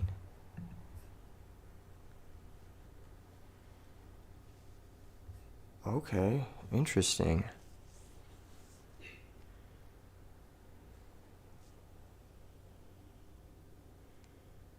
Is it gonna be a draw?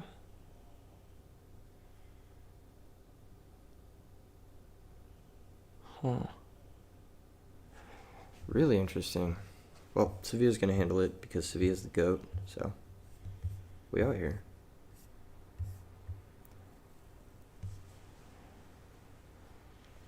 Ill-Fated is going to play more meta stuff? Why? You almost topped with the gadget deck. That deck seems solid.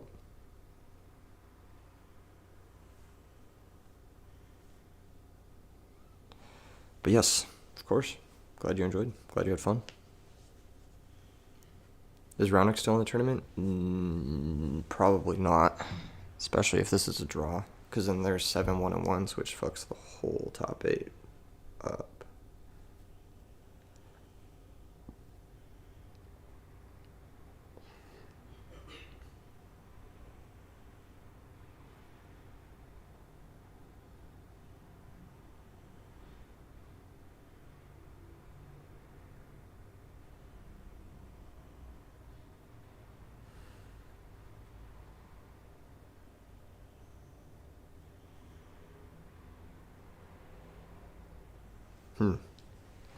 This game state looks wild with 6 cards in deck and both at 8k.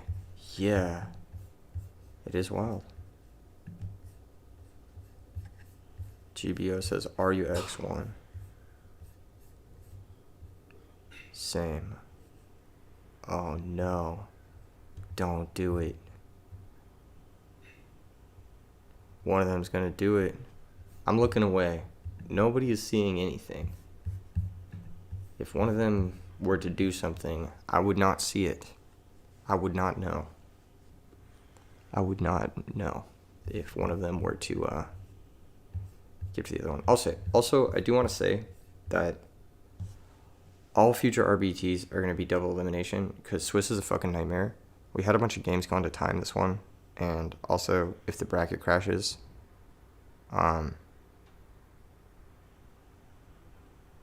it's just a fucking nightmare. And thank God we have Sevilla, or else we would have had to I forget what we're talking about. Anyway, what were we talking about? Oh, I seem not as energetic as usual. I'm like not at my home setup, so I'm also around a lot of people, so I don't want to be as like obnoxious. I think they're sleeping. I can't even tell. Yeah, so I'm like, but yeah, I'll be back. I'll be back in person in a few days. Probably tomorrow for the top 8 deck list video. We'll get that out as soon as possible. In-person RBETs will still be using Swiss. Yes, TCB. In-person will still be using Swiss, but online ones will be using double elimination because this was a fucking headache. And I hate watching draws, and I hate watching stuff going to time, and it's just dumb. It's just fucking dumb. You booked your stuff for RBETLA? My goat. Can't wait to see you there, C-Spare. They're getting a 5-minute time extension? Okay. We'll tune back in.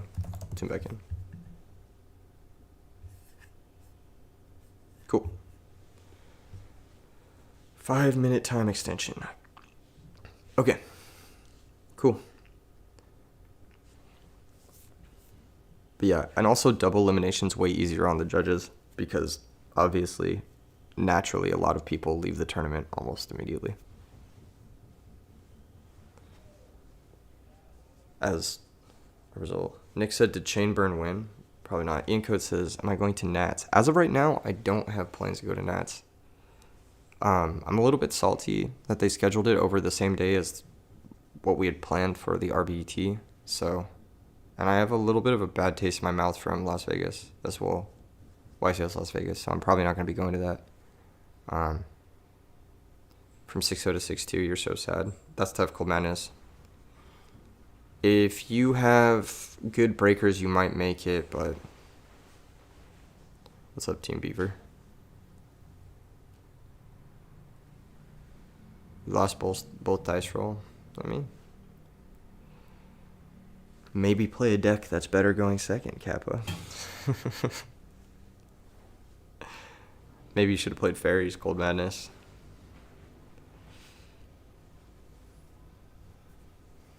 Has Fairies won an RBET? Yes, it won RBET Rulers in 2022. He's the best 6-2, but if this game ends in a draw, then he will get fucked over by the draw bracket. So it just depends. He might top. He might not, though.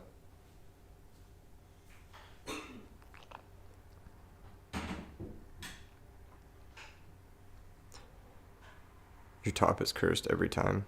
You may still make top 8 if this game has a decisive winner. Which it kind of appears as though it does.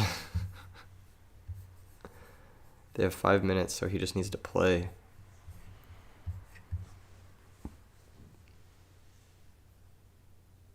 You heard more Chamberlain top than Fairies did? No. Chamberlain hasn't topped an RBET at all. But Fairies has topped multiple. And it won one.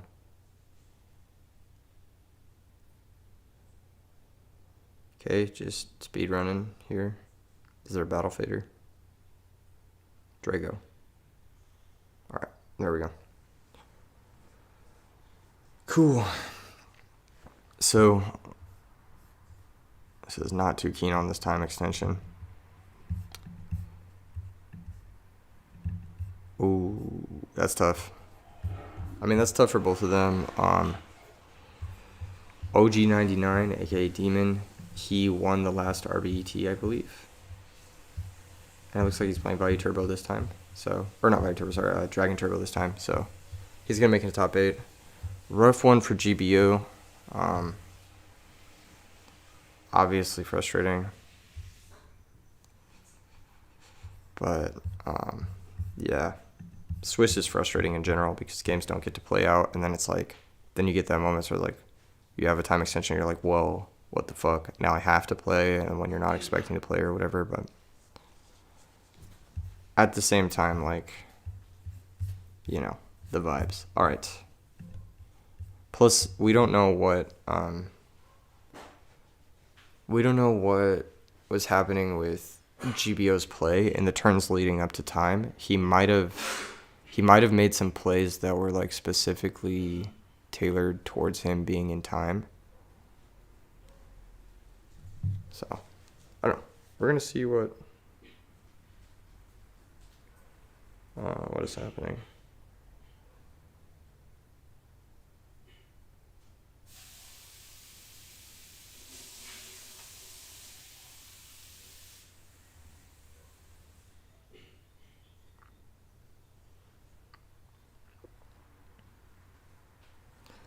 We'll see. All right, so we got standings. Here's top 8. We got Masha on Christia Sworn, OG99 on Dragon Turbo, Hydro Pump on Christia Sworn, Bad Robot on Diva Hero. Alex, Ape King Alex, I don't know what he's playing. Tiberium, I don't know what he's playing. Cold Madness is playing Value Turbo, and GBO is playing Machina, I believe. So it looks like GBO and Cold Madness both made it.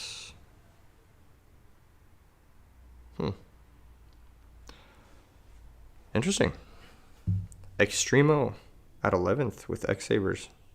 Almost making it to top 8. All he needed was that one more win. Very hyped top 8. I don't know what. Let me see what Ape King Alex is playing.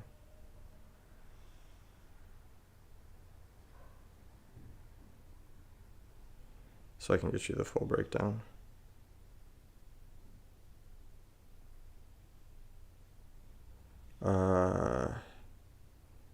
Alex is playing Hero Frog. So we've got... Let me get the breakdown for you guys written out.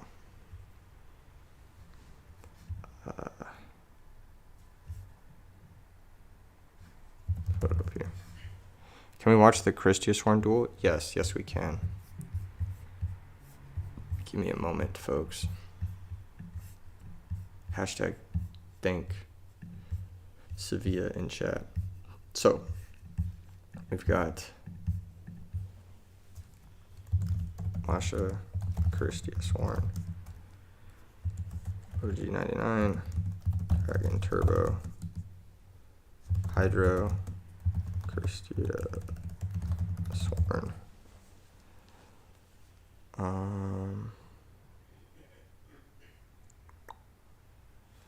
Bad Robot, Diva Hero,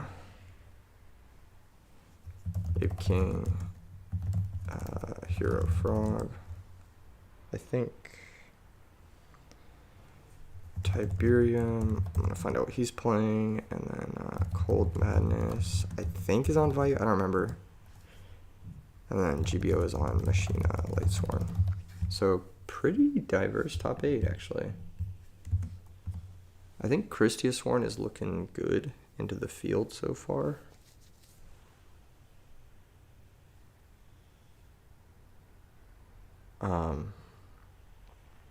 And since 2 of these guys are repeat tops, Cool Dead Punk and Tagalic get invites as well. Cold Madness is on Value? Okay.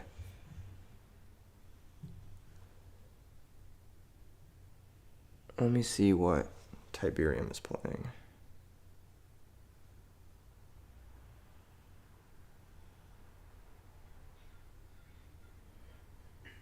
I'm curious. Oh, he's also on Value. Interesting. Kind of missed his run we didn't see a single match with him. So, yeah, looking like a good Christia Swarm bracket. Masha, Christia Swarm was first seed, etc. At 8-0 going into top 8. So, pretty cool stuff. This is your top 8 breakdown. We are going to watch the first seed. Obviously, we're going to watch Masha. So, it's going to be cool.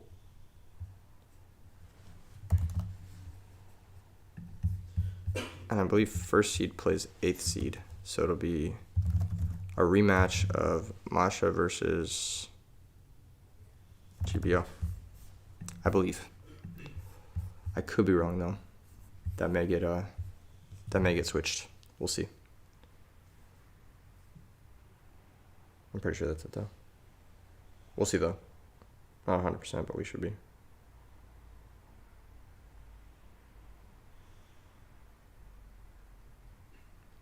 So, yeah. No Black Wings is interesting. There was just not a lot of people who entered with it. I don't think we saw a single Black Wings the entire day. People are just kind of not playing it right now. I don't know. That's the thing. The format is kind of just like whatever people want to play. You know? That's what makes it so cool. Damien says Value Turbo or Dragon Turbo going to win. No shot. They both are very weak to Christia Swarm. It would be cool to see Diva Hero win, because Diva Hero has always been like a consistent second place. And of course a Machina win would be awesome too, but because we haven't had a Machina win or a Diva Hero win in RBET specifically. We also haven't had a Christia Swarm win either, but Christia Swarm, yeah, we haven't had a Christia Swarm win either. Interesting. All right, Sophia's giving us the bracket, or we should have the bracket. There we go. Cool. We got the bracket. Hold up. I'll pull up the link.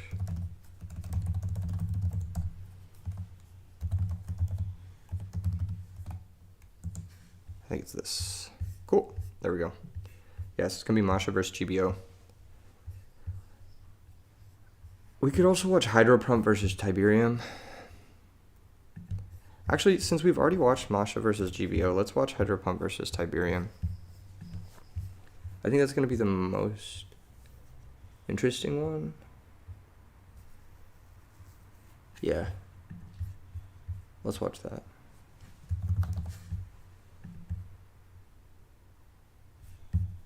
Let's do that instead.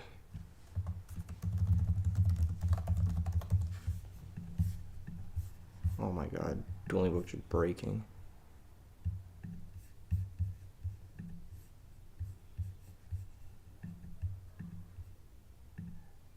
Where's that boy? Where's Hydro Pump? Where's that boy? Damon going back to back would be crazy. That would be really crazy. I'm not gonna lie. But Christia Swarm is a tough matchup. So if he has to face Christia Swarm, which, so let's say he beats Cold Madness, he's favored versus Value Turbo for sure. So this is a good matchup for him. And then Hydro Pump will have to win versus Value Turbo. This is actually a matchup I'm pretty interested in seeing, which is Christia Swarm versus Value Turbo. I think it's a brutal matchup because it's like, it's very swingy, but I think Christia Swarm is slightly favored, just because Christia endgame beats everything. If Edison was on Master Duel, would you use that platform instead? No, because they still don't have side decking or best of 3, and they wouldn't have the proper errata. So no, we wouldn't. And automatic platforms are stupid. A friend of yours lost to Hydro for top 8 with Sabers. Yeah, that matchup's rough. Okay, Tiberium wins the rock, paper, scissors. And in hamster matchups, that's like really important, generally speaking.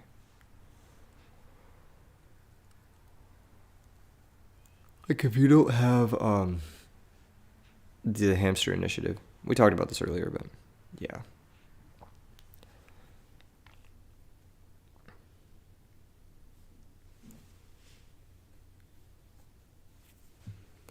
All right, Greffer pitch Sirocco.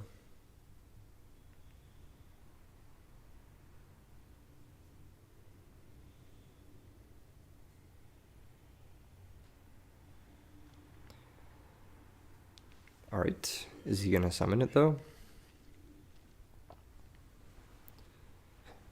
This is pretty good for Hydro Pump if he has hamster. I mean, he still has to worry about Caius, but the deck with Herald rarely has to worry about Caius that much. I don't know how many Herald he's playing though.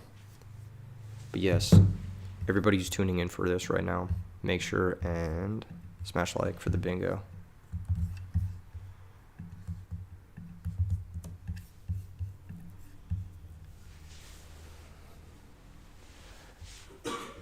Normal honest.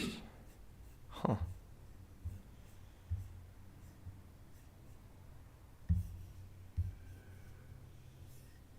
What a unique situation. Hmm.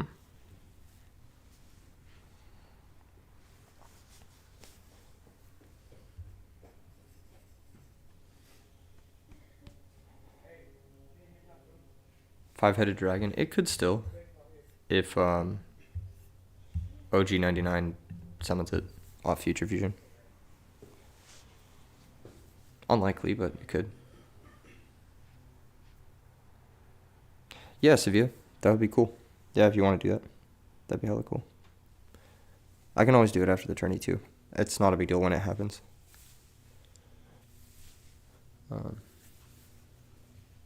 Okay. Armed Wing attack. Mr. Goblin attack force making an appearance. I wonder why he did that. I guess he just had to out the Greffer.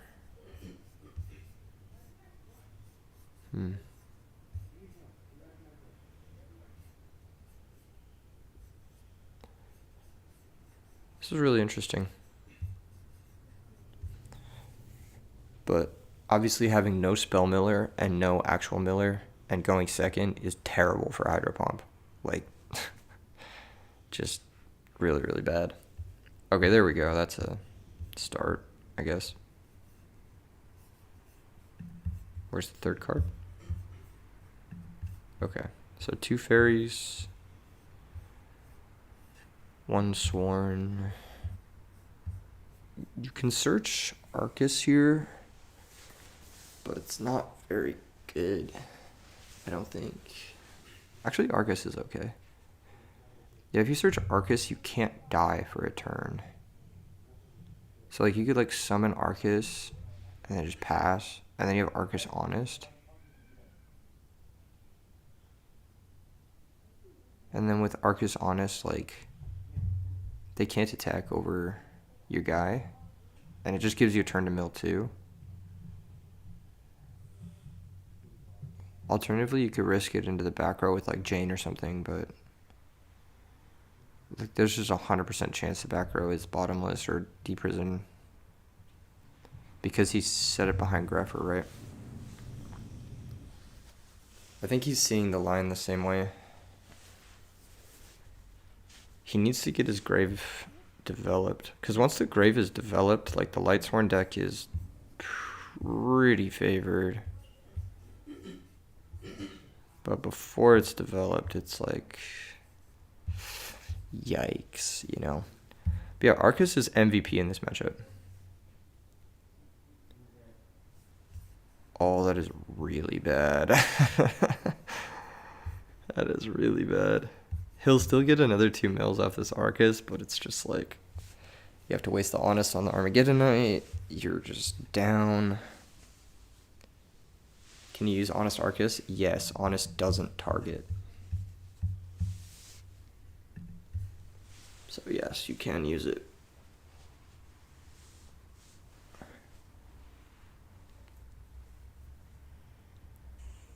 If I switch turn 8 to demon, no, we're not going to rig the bingo. We're staying on this match because this is the match I want to watch.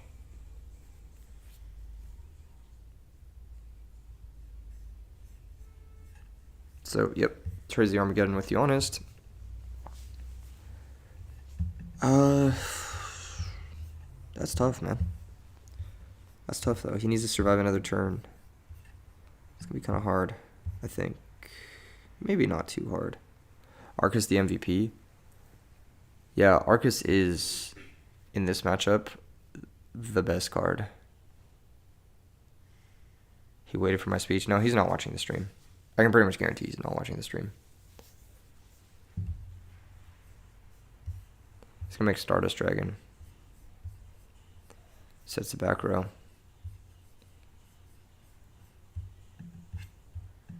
Plus, like, I could be wrong, you know? And he may have something else that he could have gotten there. He might have wanted to risk it into the back row just to get ahead. Making Stardust makes sense if you have Royal Oppression, but otherwise it doesn't really make a whole lot of sense.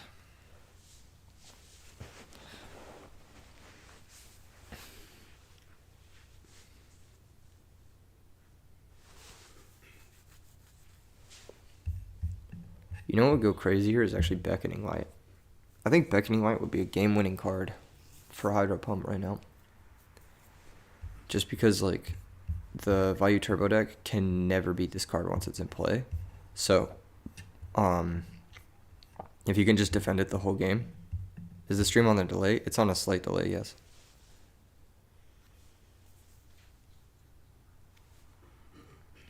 Not like, I think it's like 10 seconds or something like that. Can someone tell me what is the top 8 decks? Yes, we have it right here. Take a screenshot. Alright. He milled a wolf, but he also milled a beckoning. That's tough.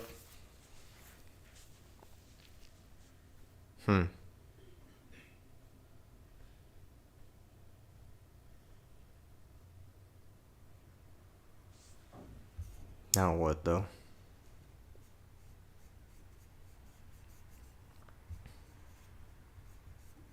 Dude, Arcus is so good. It's just keeping him alive.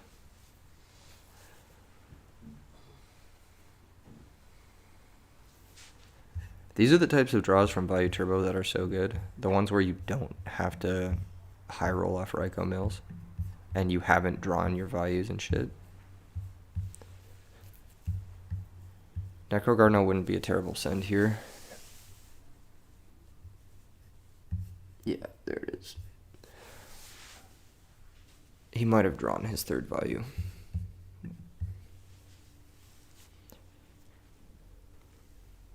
Arcus. Armageddon should attack the Arcus first, right?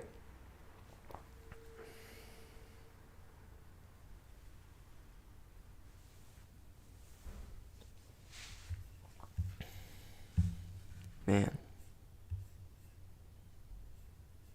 He's thinking about who he wants to defend. The issue is if you beckoning, you're trading Honest with Armageddon, and you're trading Honest with Stardust or Armor Master. Cool Dead Bunk, you still got your invite though, so you're crushing.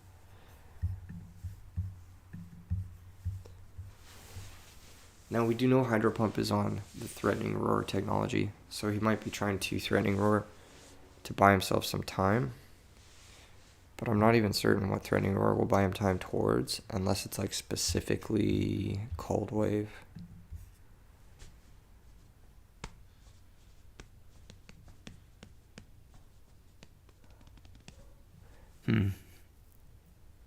Oh, it is Beckoning Light. Wow. Okay. That's really good. That's actually really good. Yeah, so he should have attacked with the Armageddon first in case it was Beckoning Light. This is a pretty big mistake. Because if he attacks with the Armageddon and it's Beckoning Light, then he just doesn't have to attack the wolf with the Armor Master if he doesn't want to. You know? He can keep his Armor Master and Stardust in play.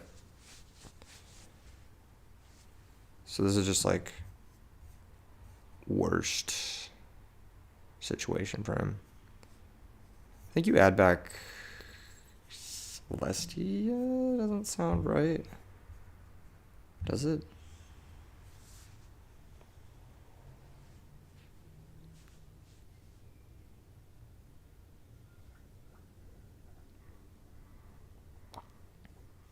He's thinking if he wants to use the honest, but I mean,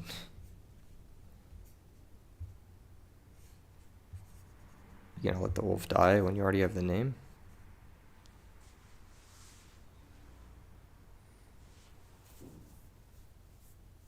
No, he takes way more than that. He takes 2100.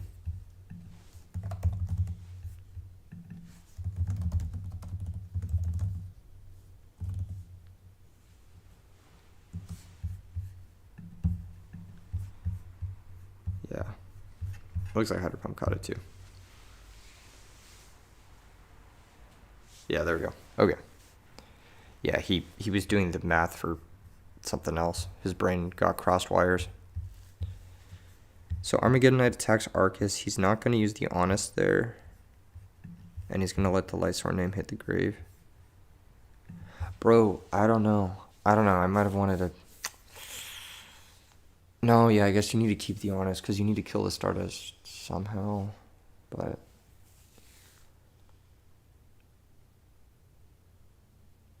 I don't know.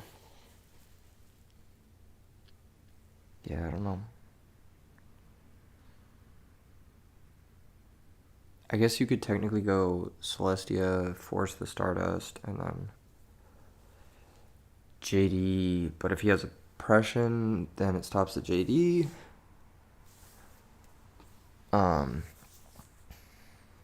The worst case scenario for there is bottomless. That's the worst case scenario. But best case scenario,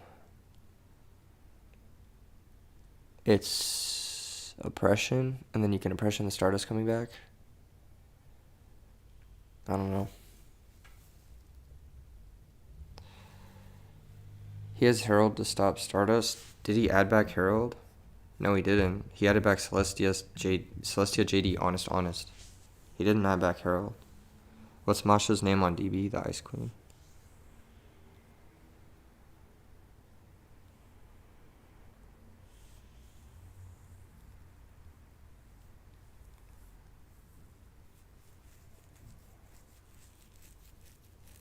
I think Masha also makes YouTube videos too, if I remember correctly. So does Hydro Pump. Definitely check them out. They're occasionally posting in the media channels and the various Discords. He should have kept Arcus. I don't know. Oh, he has Cold Wave off the top, so why the fuck are we even thinking? It's just... He just fucking has Cold Wave. So why? What was it? What was the... He's like, well, I have the nuts, but shall I be playing them? Mill 4 for cost. And targets the Stardust and the Armageddon. Well, that's pretty fucking good. Because now you just JD nuke. And attack directly. And you have JD Honest. It was double bottomless, so good thing he top decked the fucking out or whatever. But this is tough because now Necro Gardener means he can still brain control the JD and win the game. So there's that, and he can also Bionic and win the game. So Tiberium's hand has to be very specific to not immediately win right now. That's why you were saying keep Arcus.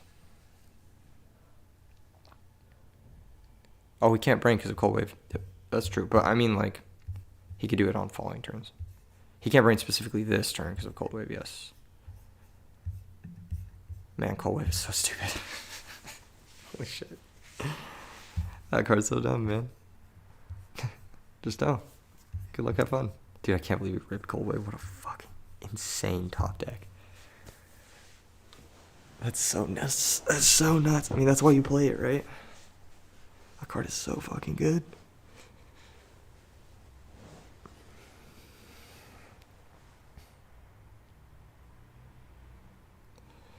So if you're Tiberium, it's probably like set value pass.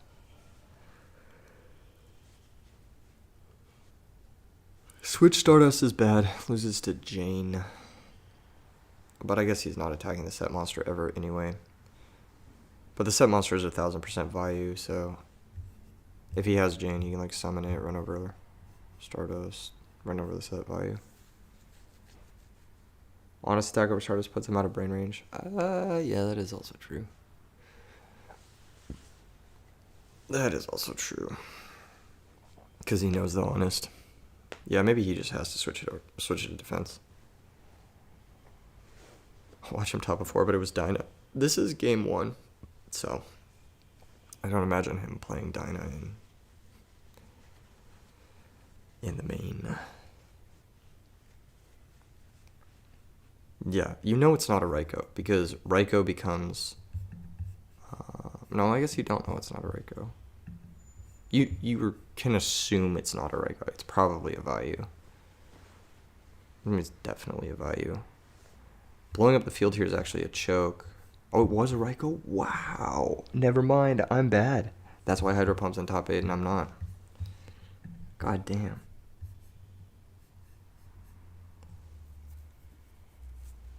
Summon Loud. Wow, I would have thrown that game so hard. I would have attacked it. My body's a shield in main. Oh. Smart. I like this card a lot.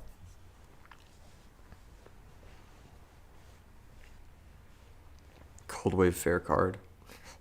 No. No, it's not. List looks cool. The list looks really cool, actually. This is ProStorm's list, by the way. I know him and Hydro Pump have been working on it. ProStorm told me a little bit about it. ProStorm's personally a big fan of Threatening Roar.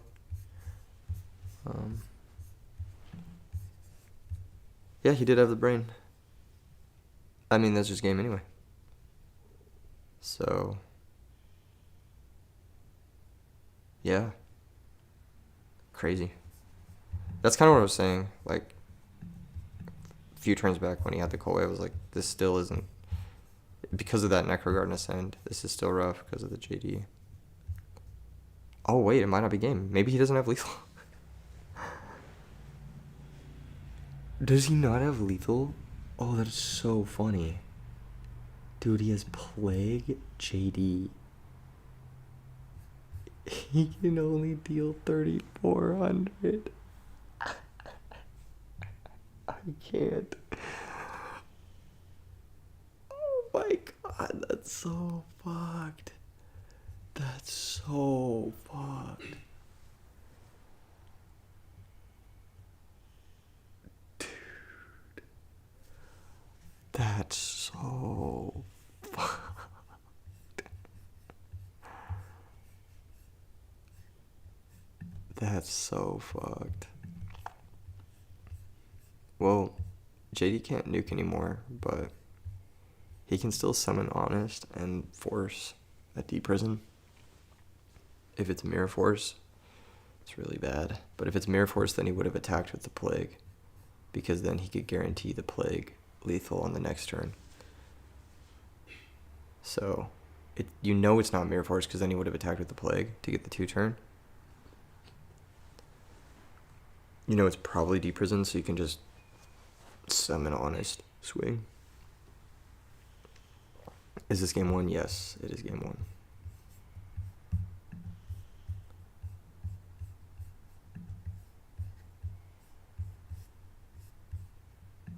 Attacks.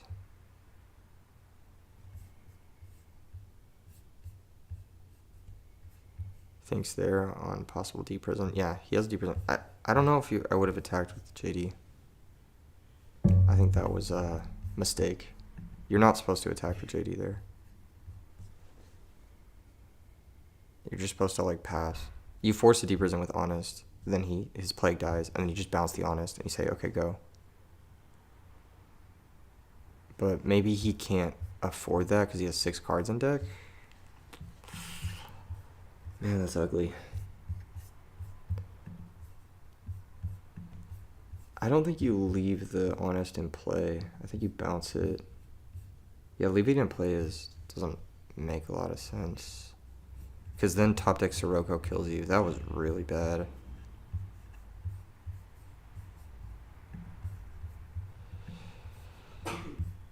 I fucking don't know.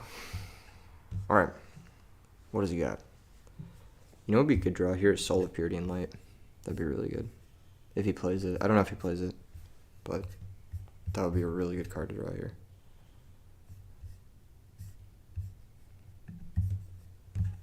Soul of Purity and Light's like my favorite card in this deck.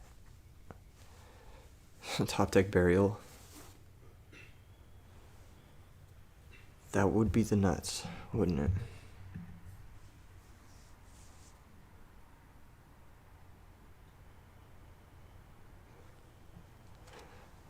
I don't think we know Hydro Pump's hand. Sack for Celestia. Bottomless is gone. Could be another Deep Prison. Yeah. Okay. Brutal. But at least he gets the Honest out of play for like possible Sirocco. Does he have Jane left? No, Jane's in the grave. Gareth is gone. Does he even have win-cons left? He may not have a way to win the game left in his deck. He has at least one more Christia, at least.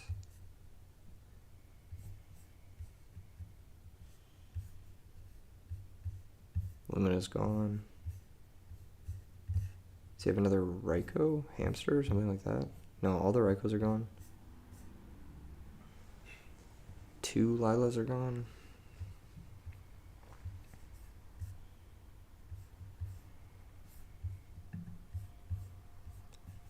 Set monster. There's Rhoda. Does he have a target? 2 Greffers and 2 Armageddons are gone. He has no targets. Yeah, he has no targets.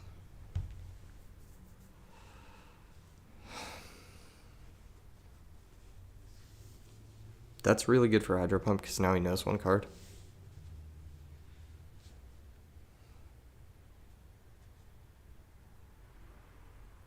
Tiberium's just going to pass.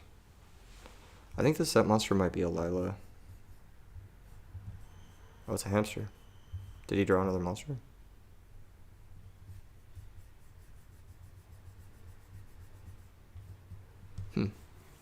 That's why you play 3 Greffer. Wow.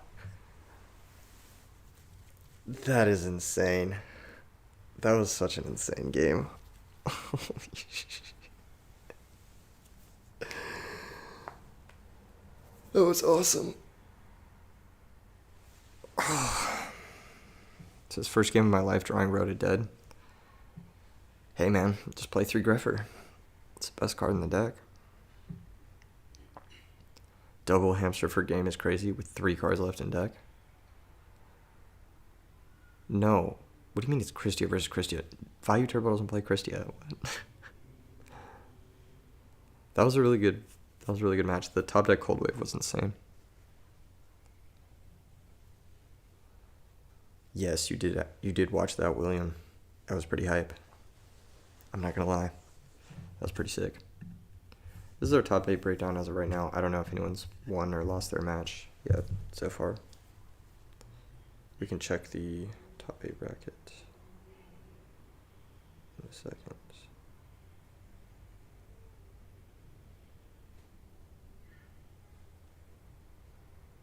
Let me see.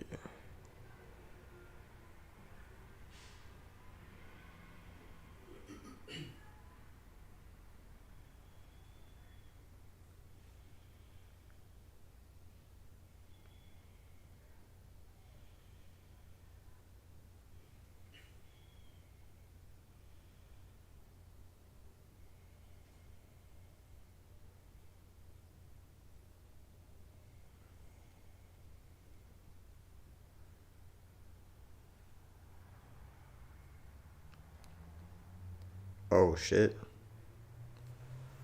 We may have an issue.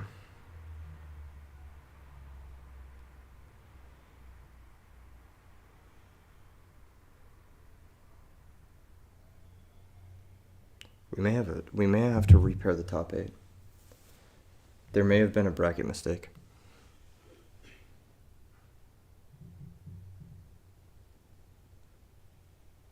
There may have been a bracket mistake.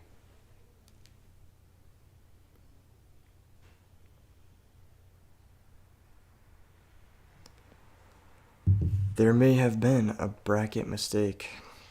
Yeah. This is what happens when challenge crashes, bro.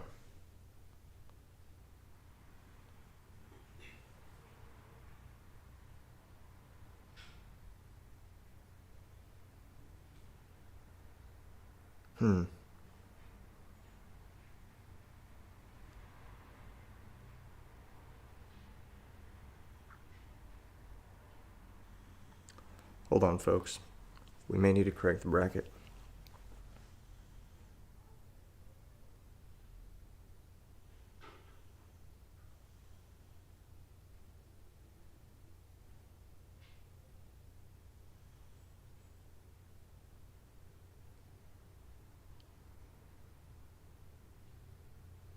Challenge is outdated. So many better options.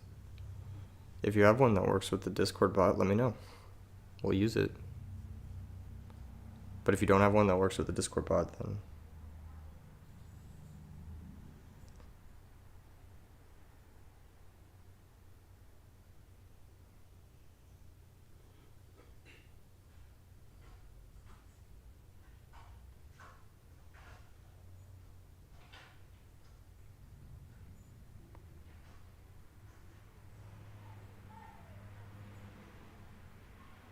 hold on, guys. I'm gonna hop in a call with the judges. Give me a sec.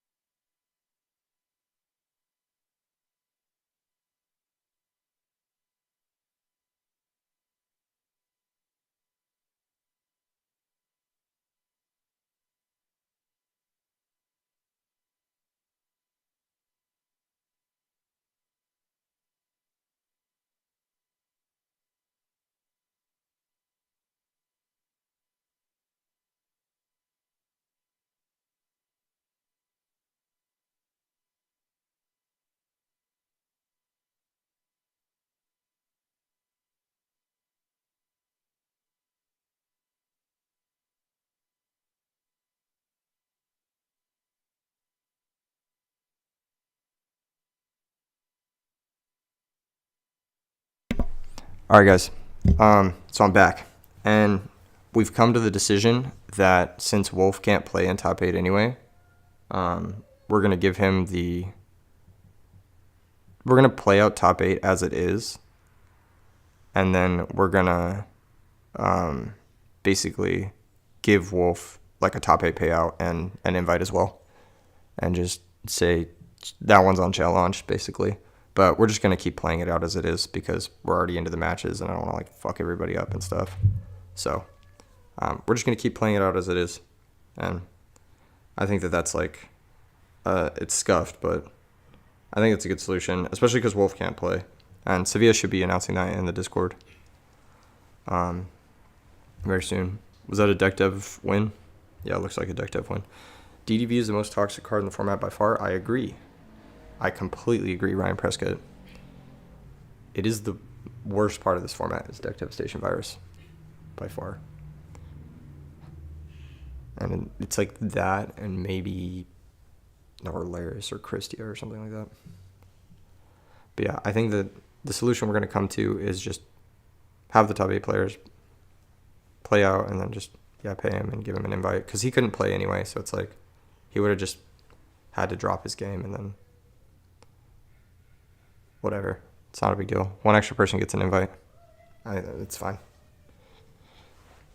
Considering how scuffed the tournament is, I think that that's an acceptable solution. Plus, we don't have to like tell everyone who's already like got in their headspace and like started playing their match that they like that it fucks them up and everything. We don't have to stop any matches or anything. So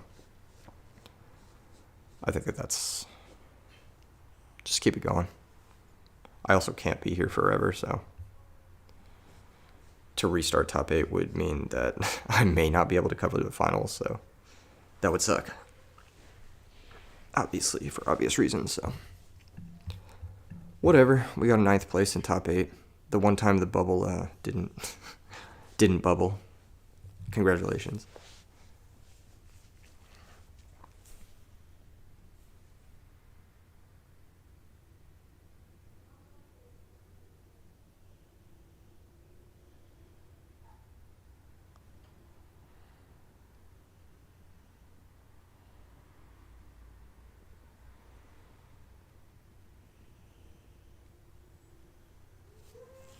Okay, cool.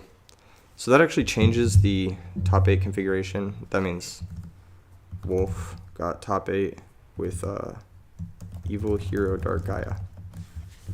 So I don't know. I think it would be GBO bubbled, but I guess you guys are getting top 9 LeMayo. But this would be such a... Sorry, I'll hop back to the match. Threatening Roar, Deck Devastation Virus. What happened to the deck dev? Did it activate? Or did he mill it? Oh, he milled it off Card Trooper. Oh, dude, he's gonna steal Card Trooper. That's so good. That's actually so good.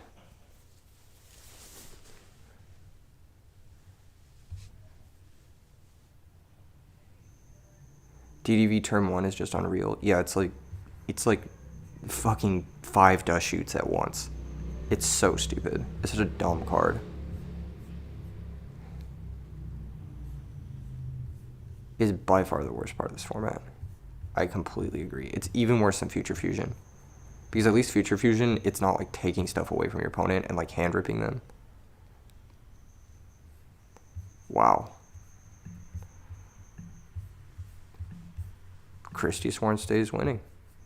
Okay, that's a good Cyber Dragon. It can contact away the Card Trooper, but then it can't get over the Wolf, so. That was really good, though. Sends Armageddon. He might be going for Black Rose. But Black Rose here isn't that good. For a lot of reasons. Maybe Bryonic?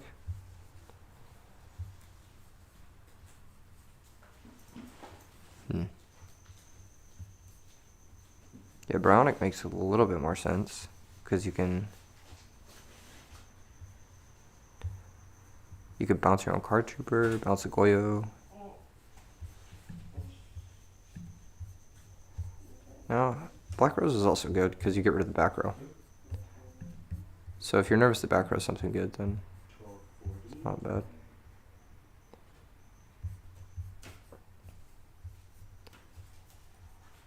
Yeah.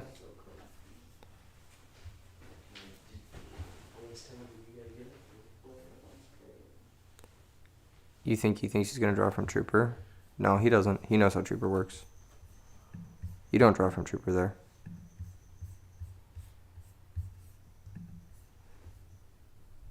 He can't contact Fuse because then he can't make Black Rose.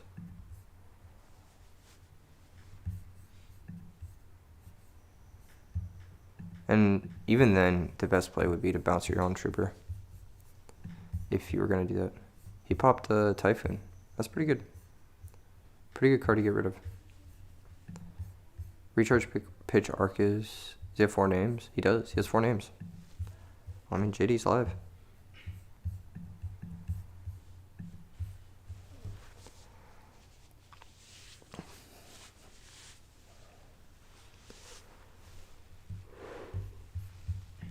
Oh man. Let me reorder this real quick. So that's top 8, and then GBO got 9th. So this would have been your top 8. Extend this a little bit. There you go. This is the top 8 breakdown. Two Christius Worn, 1 Evil Hero Dark Gaia, 2 Vayu, 1 Hero Frog, 1 Diva Hero, 1 Dragon Turbo. That's a pretty good breakdown, I think.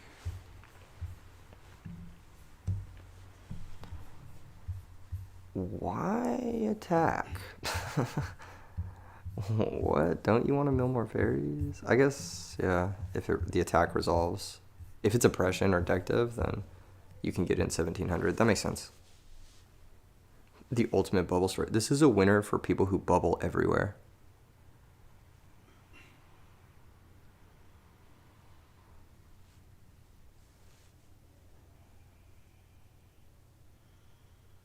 Keegan, What's up, Kyle?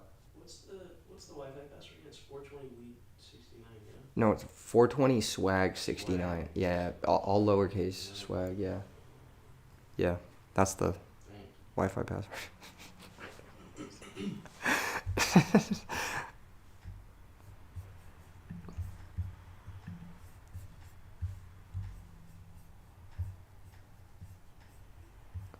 Alright, Armageddon Knight attacks. Dude, what happened? Where's this JD? 10 out of 10 Wi-Fi password. It's pretty solid, right?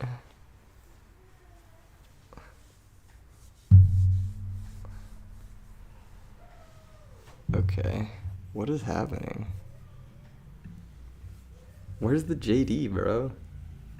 Isn't the Lightstorm player always supposed to have JD? Am I like... Wait, I thought that's what we were signing up for. Judgment Dragon everywhere.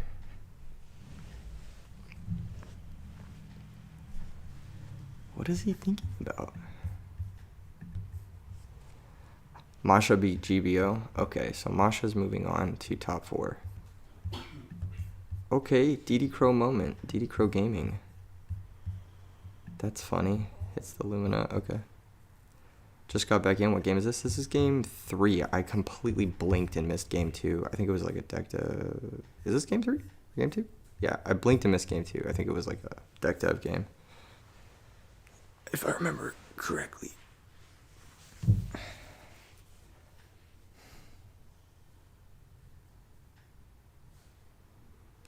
I mean, it changes very little, I'm assuming.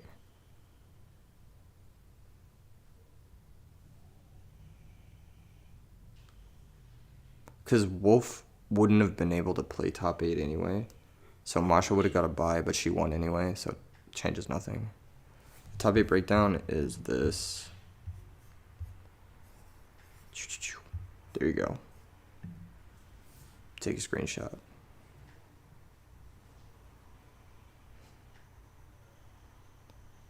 Raiko. What is he doing? What is he doing? Oh, target the monster? Yeah, of course. Obviously. The hamster dilemma. You're seeing it firsthand here, people. You're seeing the hamster dilemma.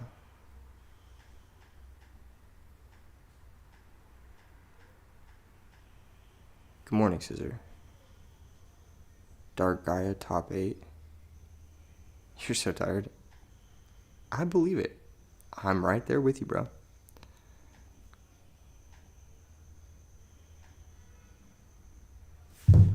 Oh, Kyle, did you want to go to Coffee Bean? Yeah, 1 sec. I need to work you real quick. Oh, I got you.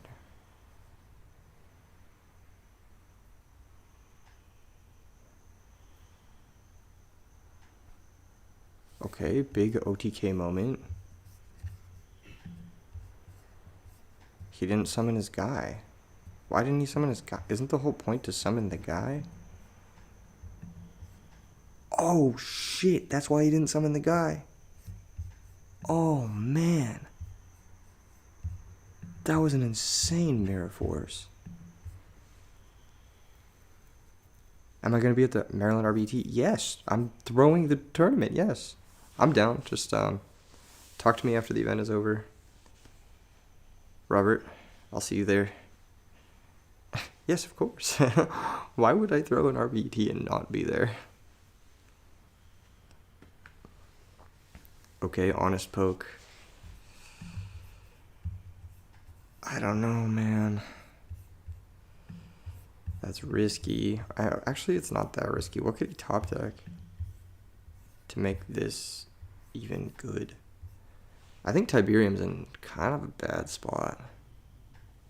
Am I going to start licensing out RBET? Probably not. That's not really my goal with this. I always wanted it to be a community thing, like, and just about vibes and, like, partying and shit. Like, never really wanted it to be, like, a business thing. You know what I mean? I just wanted it to be a place where people could hang out and, like, meet people. Like, once it starts to become, like, this business, like, corporate thing, it's, like, I don't know, man. Like, I don't give a shit.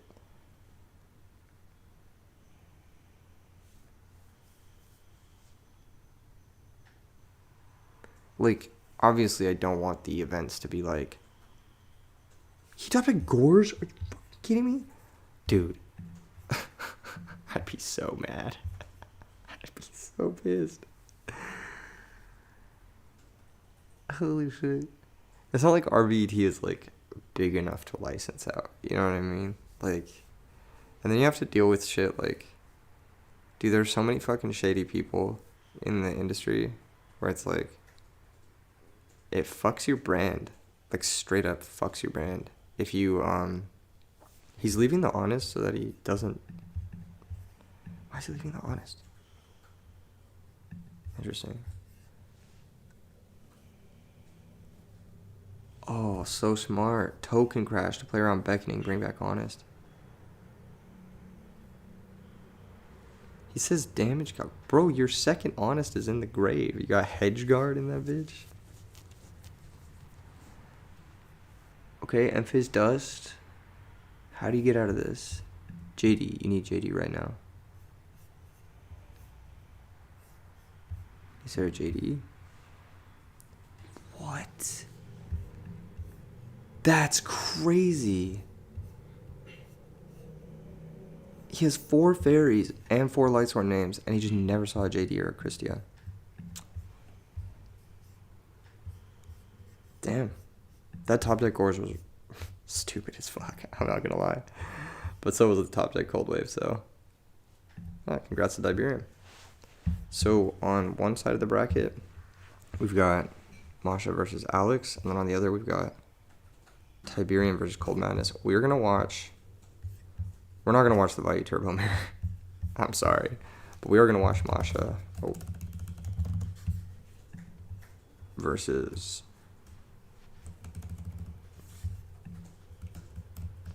we're gonna watch Masha basically.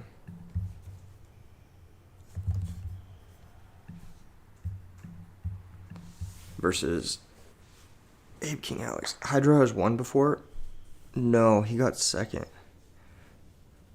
Can you explain the reason for token crashing? And Honest, you don't get it. So if the back row is Beckoning Light, he'll go Beckoning Light, discard Honest, add back on, or discard his card, add back Honest from the grave, and then he'll Honest and damage step. So you target the token first, because then if he does that, he adds back the Honest. Then his guy only goes to 22, and the Gorge can run it over, and then you keep the Gorge instead of keeping the token. Masha winning it all. It would be cool. I'll say that much. It would be really cool.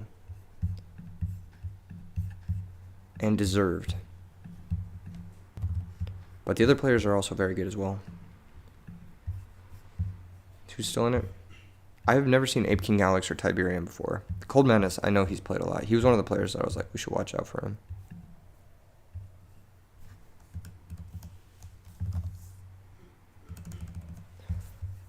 Let me just update the title. That was a pretty cool match.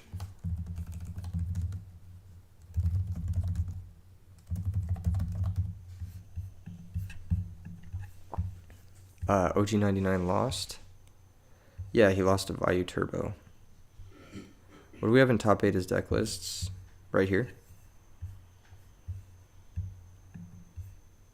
We have those.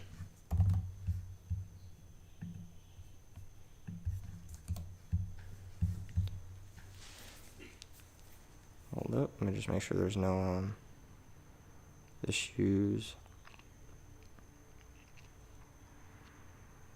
Alright, the round starts at 12:55, so we have 4 minutes before the round starts.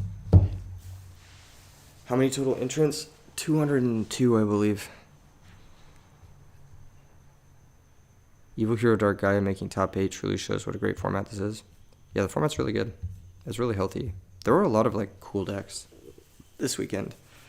There was the Counter Fairy deck and Chain Burn, and the X Sabers almost made it as well.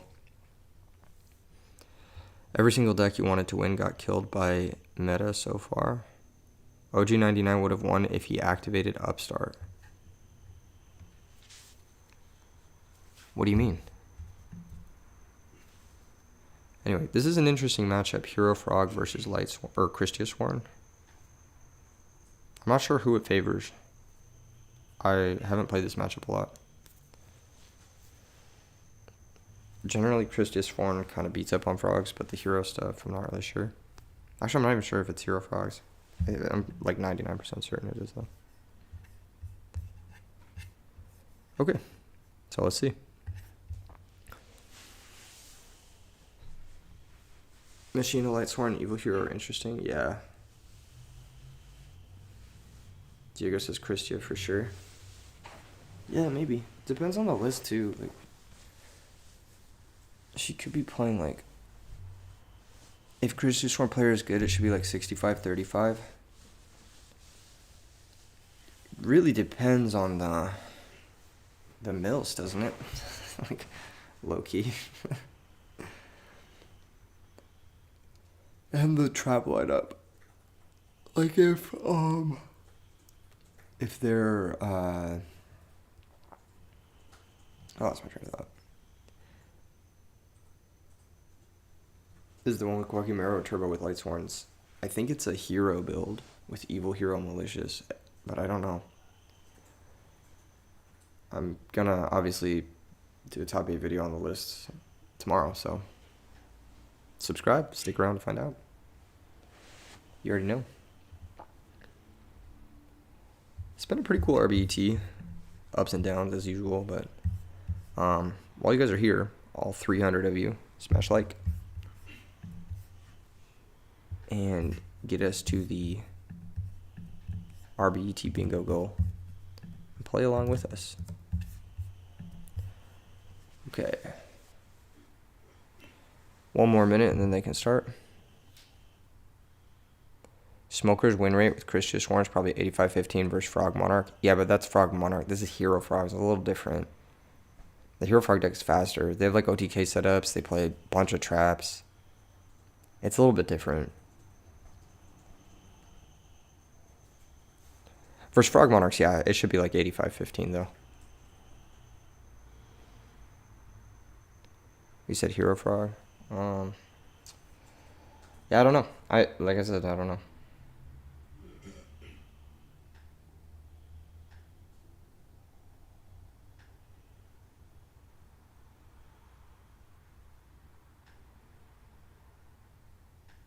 All right. I'm going to post both lists, Rachel. I'll post Dark Eye and Machina. I'll make sure you guys get all the lists.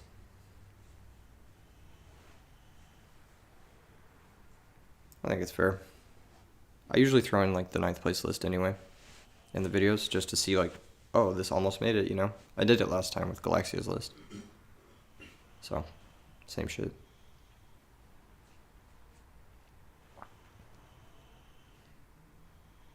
Alright.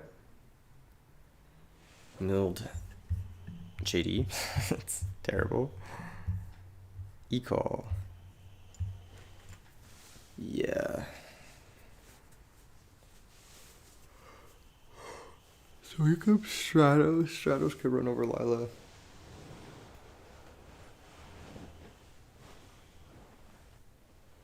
This is where things like kinda are make or break in a way. Looks like Alex knows he's just gonna try to attack, so he got that alias beats.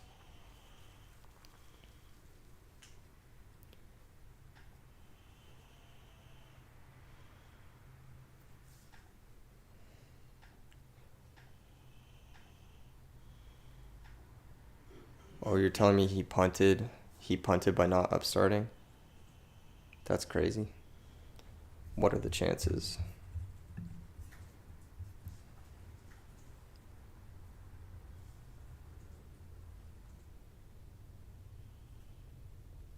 Why wouldn't I do what, Martine? You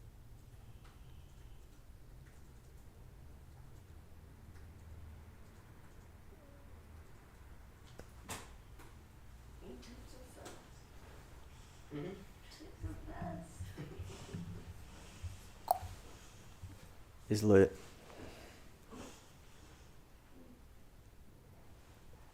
Masha's deep tank right now. Anyone else hear snoring in the background? Yeah, that's Kyle. Yeah, that's Why am I Kyle. snoring? That's Kyle. Yeah, that's Kyle. Okay, SoPal Gaming. Kate's this one. You can actually hear that? This mic is cracked. What the fuck? That's actually crazy.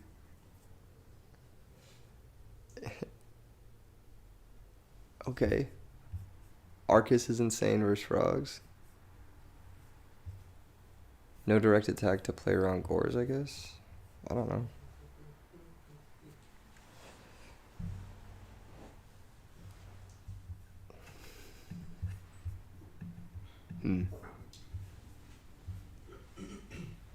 I said, where's my treeborn? Hilarious.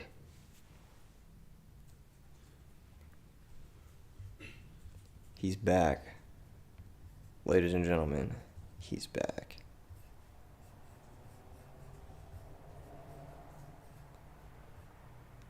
Wow, trading the Arcus for a mill 2. I don't love it. I don't love it. I don't love it. I'm gonna be honest. I don't love it. Didn't even get the 1200 swing in. Yeah, I don't know. Marcus was saying that this is, what was it? 85-15? I think the hero cards make it a lot closer than you think. But I don't know, man. Okay, pro set heavy. Chain Regeki break. I mean, as expected. Pitch Dandelion. Get 2 tokens.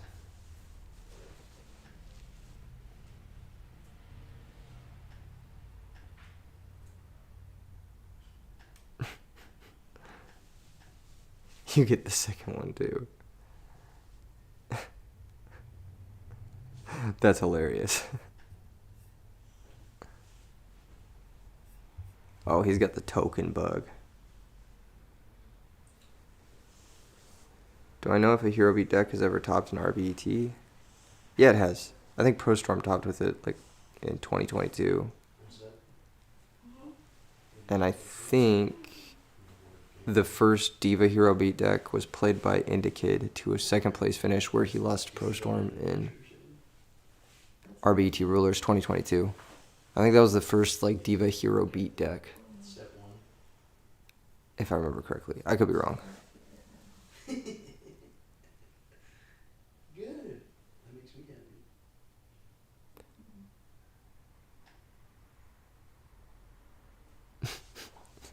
Alex said insane. That's hilarious. Without Diva? Yes, it has. I think without Diva is arguably better. This game looks fucking Jover, dude. But what do I know? That is fucking crazy draw. Oh my god. All it takes is one miracle. And we're going to game 2.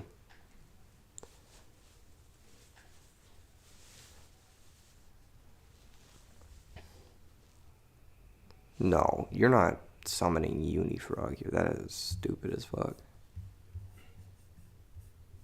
What? You remember seeing Diva Hero Beat for the first time? No, you saw it for the first time in RBET Rulers. That was before James won that event.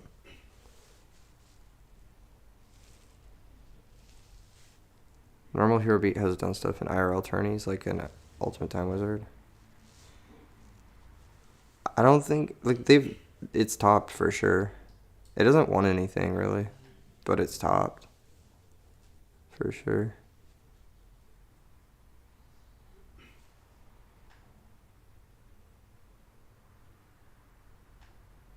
Damn, no miracle. SMH.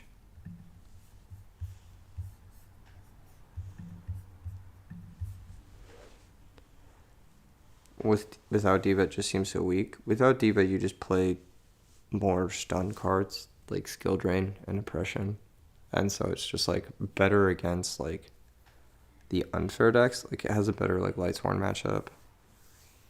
The Diva doesn't really contribute that much to the deck if you think about it, and it also means like you're restricted on like what you can and can't play. The only thing Diva does is like make Miracle Fusion slightly more consistent, but even that's like whatever.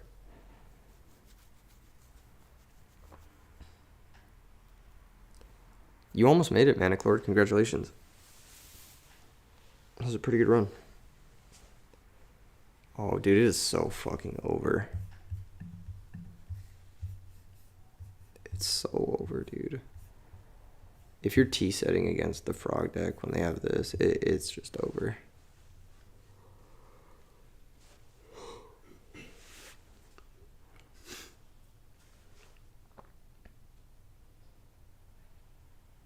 Did he actually... What? What are people talking about? Did he extra normal swap?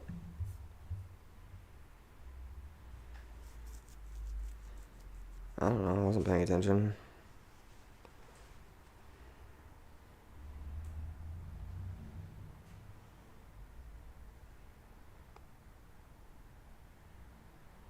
Ian Code says I'm not totally sold that winning is worth much more. Yes, it is. Like, it's objectively worth more.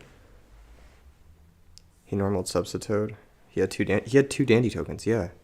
I don't know what you guys are talking about. He had 2 Dandy tokens. This is what the board looks like.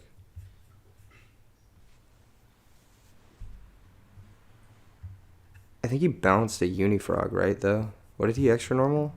After he bounced the Unifrog. Did he extra normal a swap? Can anyone confirm that?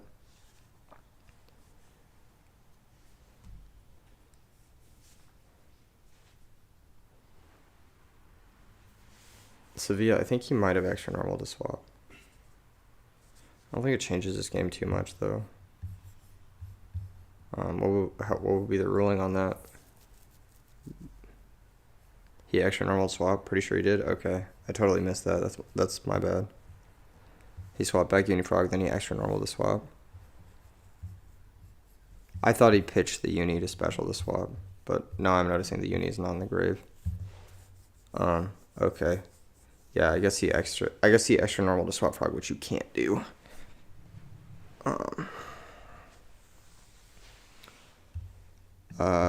Sevilla, do you want to message them?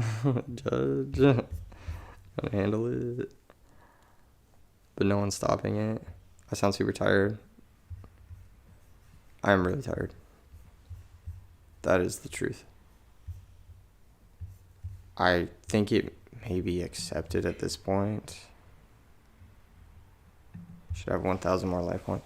I mean, yeah. I'm not sure. Just depends on how the judge wants to rule it.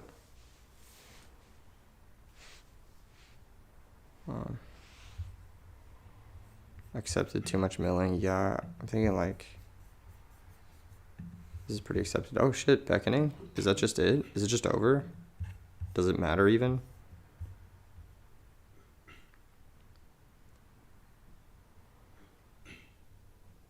He bounced the Uni normal swapped. I don't know. The reason I didn't catch it is because I thought he pitched the Unifrog. And maybe the Unifrog should be in grave. Yeah, I think it would just be like Unifrog in grave, right? Yeah, that would be like the... But this game's over, right? Doesn't she have 4 fairies? Oh, she only has 3. Interesting. Oh, JD can blow up, and then you can... Yeah, his Unifrog should be in grave.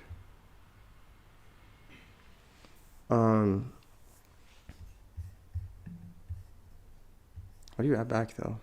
Sopal, yeah, that makes sense. Hey, Is brain control gone? No, enemy controller is also not gone. That's so risky. You have to mill Necro? Oh, Necro's engraved. Never mind. Necro is engraved. Okay.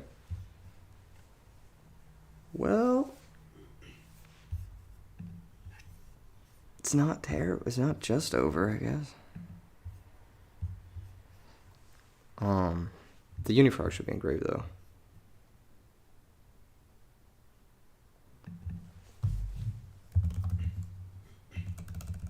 I need to message Alex.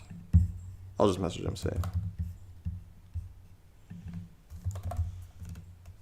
Unifrog should be engraved. Yeah. I'll message Masha too. Unifrog should be engraved. Wake up. You pitched it to special swap. You can't extra normal swap. Yeah. Yeah. I haven't been this whole time. You've been snoring. Yeah. There we go. We'll just fix that real quick. It's okay. There's nothing wrong with snoring. There we go. Alright, there we go. Everybody happy. Everybody happy. Situation fixed.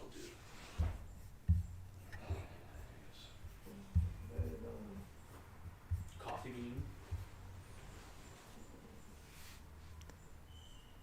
How does that sound? Junk Synchron. What the Well, I'm fuck? saying because that's where his car is. It's like literally right there. That's what Yeah, what? Does Celestia not make dupe mistiming with the mills? No, Celestia mills for cost. It doesn't pop then mill. Mills for cost, then it pops. Your bag? Which one? Oh, yeah. Masha should be plus 1,000. Upstairs? Okay. No. She shouldn't be, because he pitched to special the swap. No, that makes sense. Yeah. If he pitched to special the swap, which is what we're assuming he did, right? Wow, he just lost. Anyway, it doesn't matter. Doesn't matter. Solved. Situation handled. You need to stop listening to your local judge on Edison rulings. Yeah, definitely check edisonformat.com. That's crazy. It looked like Alex was winning that whole game, and then Christie came down, and then he just didn't have a brain control, and he lost. But if he had a brain controller, enemy controller, he would have won.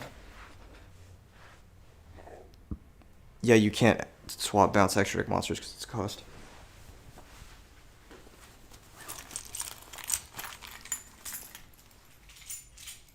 Yeah. All right. Even the super slow openings are free. Well, the super slow openings are obviously free, but that game could have not been free, you know? He just had a handful of nothing. I'm not even sure what was in his hand. Bro had 6 cards, no brain control. Like, the fuck were you sandbagging? Anyway. Yeah, Marcus being vindicated right now. Christia is crazy. Christia might be the best boss monster in the format. Next to Red Eyes. It's pretty close. Red Eyes, Dark Armed, and Christia are all really close. But Christia is probably the best. Maybe Red Eyes is better. But like Red Eyes is like, I don't know. It's hard to say. The first game, 8 against Manic Lure was crazy.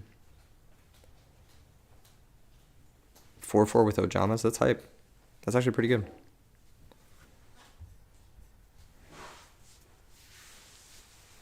It's set to pass.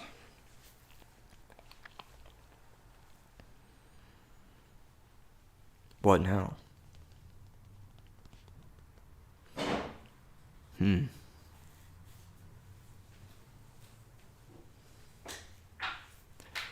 Yeah, enemy controller is pretty key, and like early pressure is pretty key in this matchup. If you have the early Stratos, it's really good. Normal Aaron. Bubble Man spotted. Did he search Bubble Man?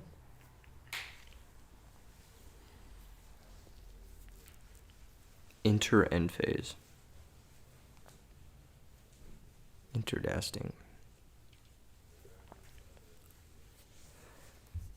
Pretty trash mills, if I do say so myself. Big dust shoot moment. We're gonna get to know the hand.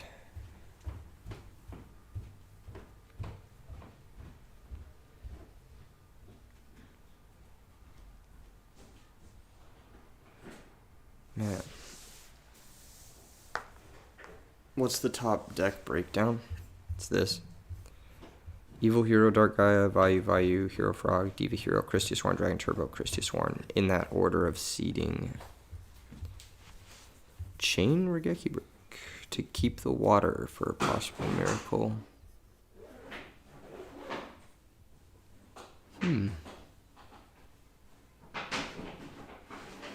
Interesting. Going after the Aaron and not the backer is also interesting. No Blackwings? Yeah, no Blackwings.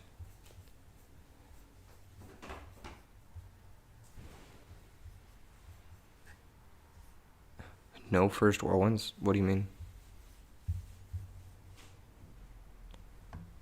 Blackwings is a good deck, but sometimes it just doesn't top. It's not like that much more good than any of these decks.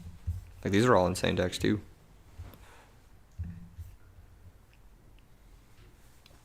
What do you mean first turn Whirlwind?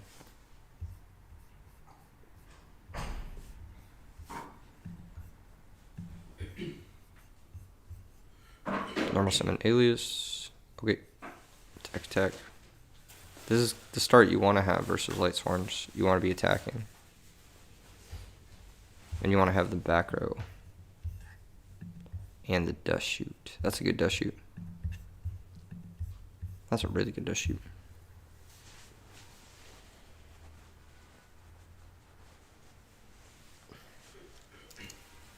The meta read the Chain Burn players was correct. Yeah, plus like the tournament format of Swiss really benefits Chain Burn, so it's another reason why we're gonna move away from it. What do you want? Can you text me what you want? Just give me a muffin. Like if they have a blueberry one. You want a drink or anything? Alright, I'll just drink water. Yeah, just a blueberry muffin. Thank you. Yeah. You're the goat. I don't know. JD, my body is a shield and solar recharge. So solar recharge must spend the draw for turn.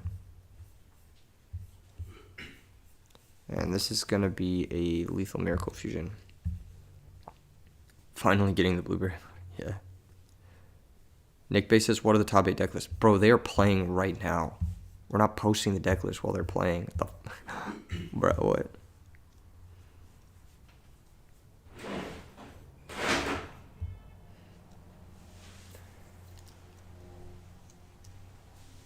Oh, are you talking about like what's in top 8? These are what's in top 8. But we're not posting the list till after top 8 is concluded. After the tournament is concluded, obviously. Ah, yes. These are the decks right here. Yeah.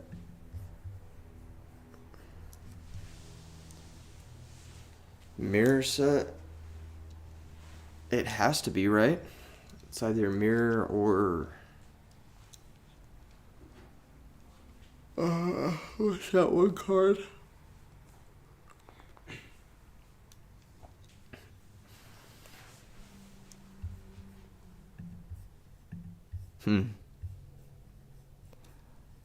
This is actually a punt because we know that Masha plays compulsory evacuation device. Yeah, this is a punt. Could have played around that by leaving Stratos and play. There's a lot of better ways to play around this. That being said, I mean, still got Treeborn. The hand is still dead. My body is a shield in game 2 versus Frogs. It's fucking crazy. I guess he does play Ryuki Break, but it's like still fucking crazy.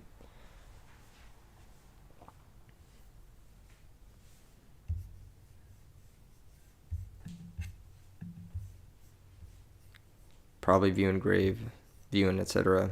Then tagging out for the next one. Yep. That was a good dust shoot. From Alex. A decent number of back row light decks topped. Christia Sworn is kind of back row light, yeah. The Hero Frog decks nowadays play a shitload of back row though. Dragon Turbo's back row light. Yeah, the first 3 seeds were very light back row, yeah. You're right. Just like Reckless and some chainables like Threatening Roar and stuff. Usually, like, the most powerful decks can get away with not playing that much back row because their inherent strategy is just so good, it doesn't matter. Like, they don't need the defense. They can just out-strategy someone else. If that makes sense. So it also makes sense that those are the decks that are doing the best.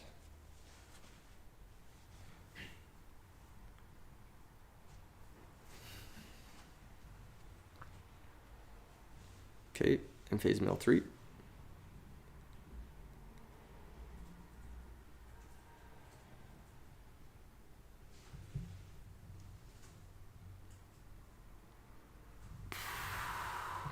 Substitute. Activate. This is exactly where you don't want to be if you're Alex.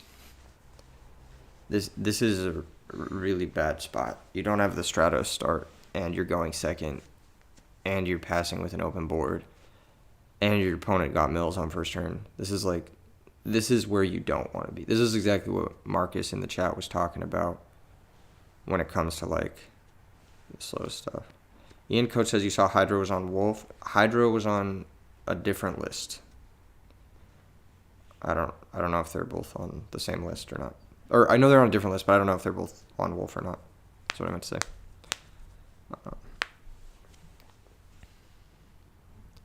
Yeah, Hydra was playing Pro Storm's build, which looked pretty good. Looked solid. End phase, 3 more mills, so 2 Light Sworns, 2 Fairies. Still a bit off from everything that matters, though. Pretty slow turn from Masha. She didn't normal summon. She didn't do anything. But, I mean, this is a Herald of Orange if I've ever seen one. Like, this is screaming, yeah. There it is.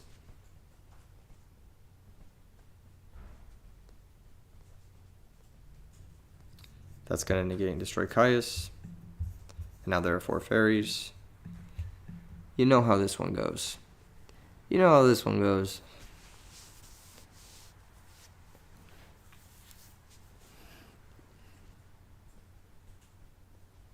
The Chamberlain players lost a few games in a row. They got paired against each other, which I think is pretty funny. Actually, get fucked.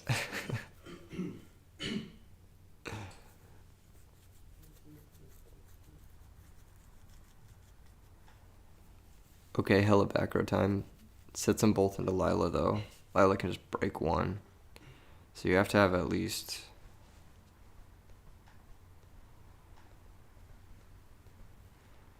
2 or whatever.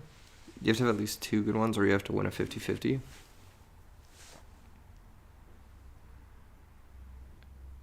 Alright, Lila's going to target the second one.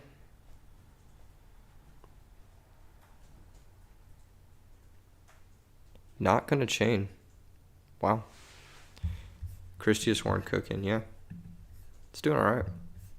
I cannot lie. It's actually cooking. There were a lot of people playing it too, if I remember correctly. Christy, gonna add back the Sopal. I think this one's a wrap. Oh, wow. Christia first, then Celestia. Force, possible Mirror Force.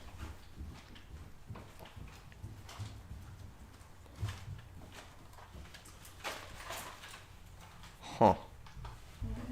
Yeah, it was Mirror Force. Wow. won a really important 50-50. It's Jover.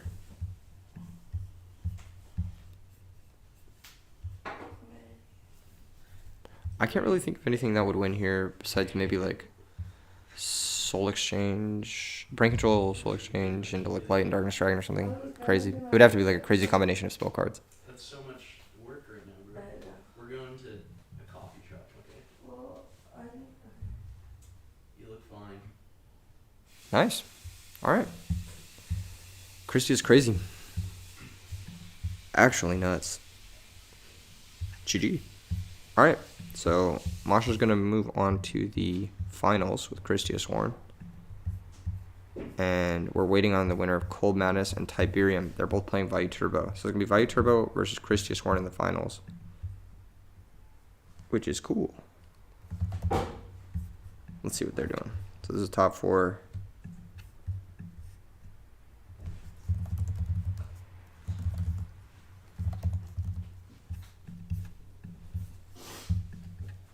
One of these players is winning by a lot.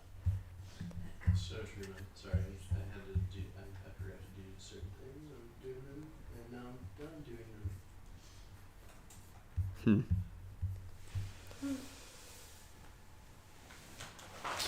Oh man, I'm fucking stretching.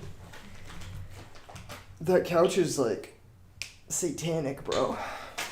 really? Yeah. It's satanic. That movie was fire last night. I like dreamt about it. Really? Dude, I like dreamt that one of us in the house was like the thing. And we had to like figure it out. I know, I half expected Riley to come downstairs and be like,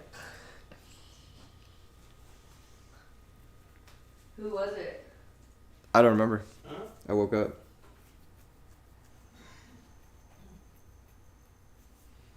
Just that's what I was dreaming about. I think this is a matter of time. You know what I'm saying? Just a matter of just you know the when you're playing golf and you're just putting, just putt. Hit the back row.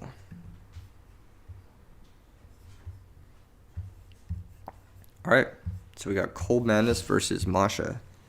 Definitely players who I think are worth keeping an eye out for. They're both really fucking cracked players. Like 2 of the best players right now by far. So exciting to see the finals. Let's go ahead and type that bad boy in.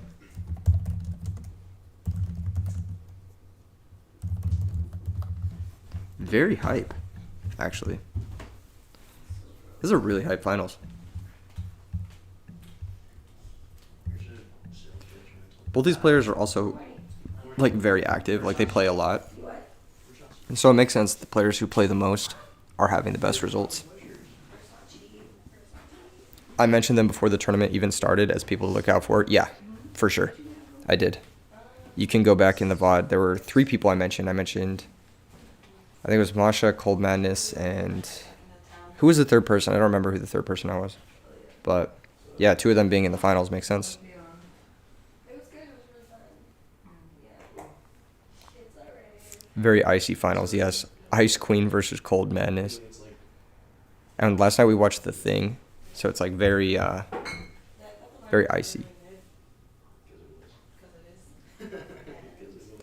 JD versus Dark Armed in the finals, more like Christia versus Dark Armed in the finals. Cold Wave for game would be dope.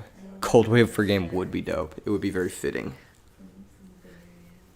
Icy. It's just too far to like actually. Wait, you actually made it back?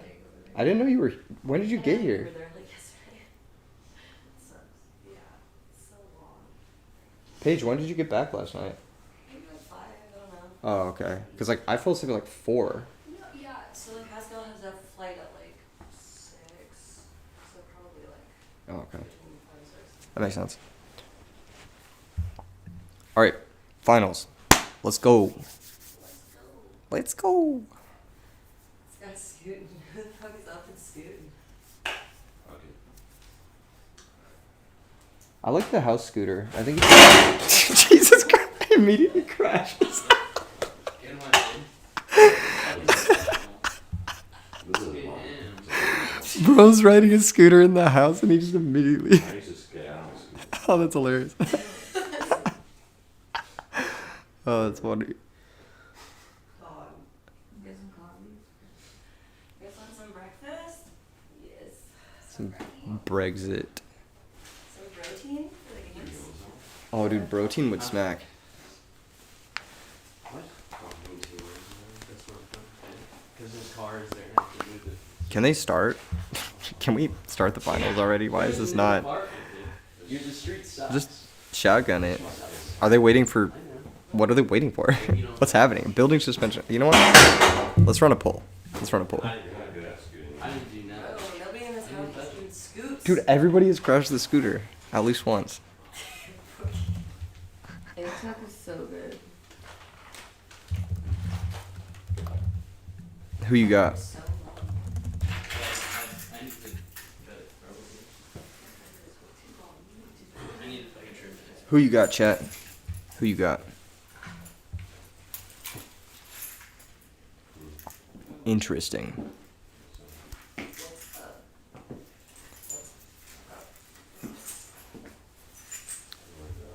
Interesting. Interesting.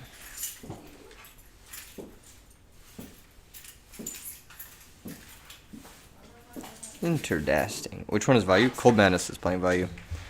Masha is playing Christian Swarm. Pretty hype finals. I like Christian Swarm a lot. Later, guys. Don't forget muffin. I need the Blueberry muffin. muffin? I need the muffin. I need the muffin. Hey, Paige, you want to cast the finals with me? It's the finals right now. Come cast the finals with me. Come cast the finals with me. Let's go. Yay. Okay, so this person on the bottom is Masha. She's hella cool. You would have met her in Vegas, like, not that long ago. But you didn't come through because you're fake. I was busy. Being fake. I know. Catgirling around. That's true. That's true. That's true. Okay, and then this guy, Cold Madness. I've never met him. L. I know. For me. It's an L for me. This guy, a lot of people say he's like a furry.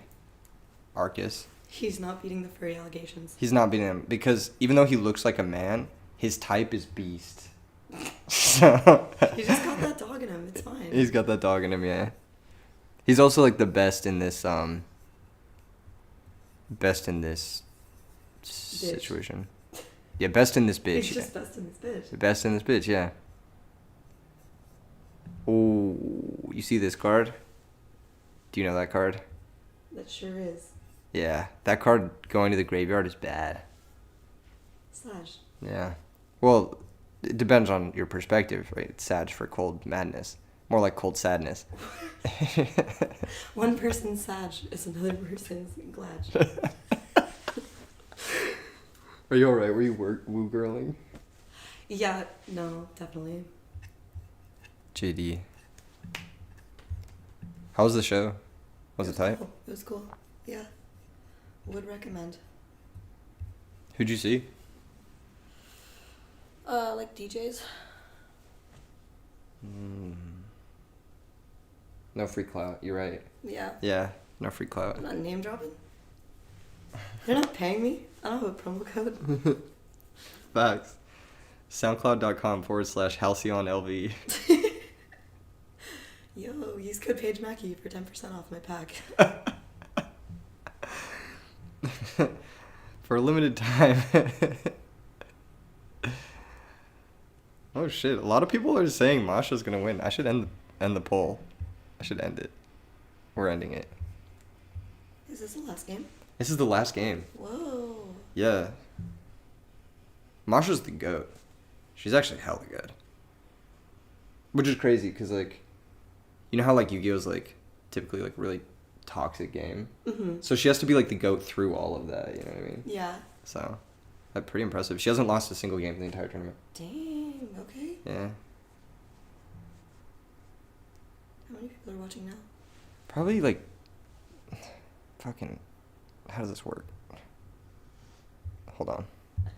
Bro doesn't know how to use his computer. Bro, it's not my Bro can't computer. use It's his not own my computer. computer. We got 300 concurrents.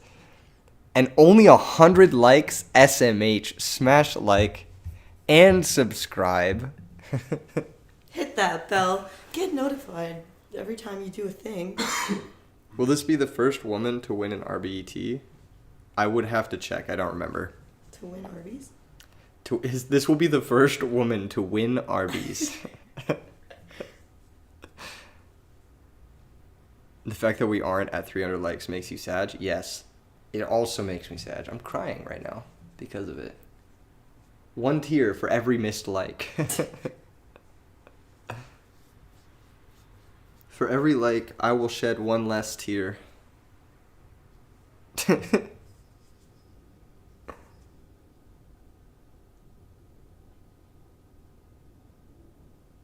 During Women's History Month, too. How progressive.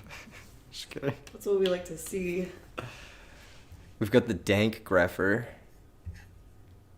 You know about him. He skips leg day. He's like all torso. Lame. No, that's base, You dude. can't be skipping leg day. Holy skip leg day, You can dude. never skip leg day ever, I skip ever. leg day. I've never leg dayed. That's why you're low T. Is she undefeated? Yeah, I'm so high T. Ask your mother, Paige.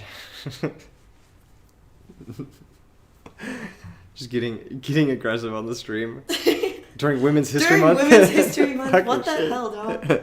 You just undid all that stuff you said. I know. Not only did I disrespect her, but also a generation of women before her.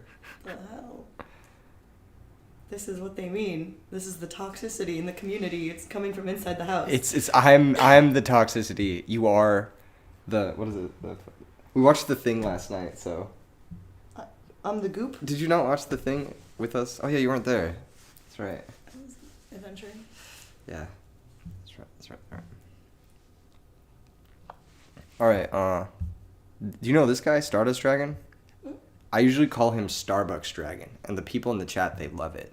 That Except, is the funniest thing in the world. right now, we're boycotting Starbucks, so we're supposed to boycott this card.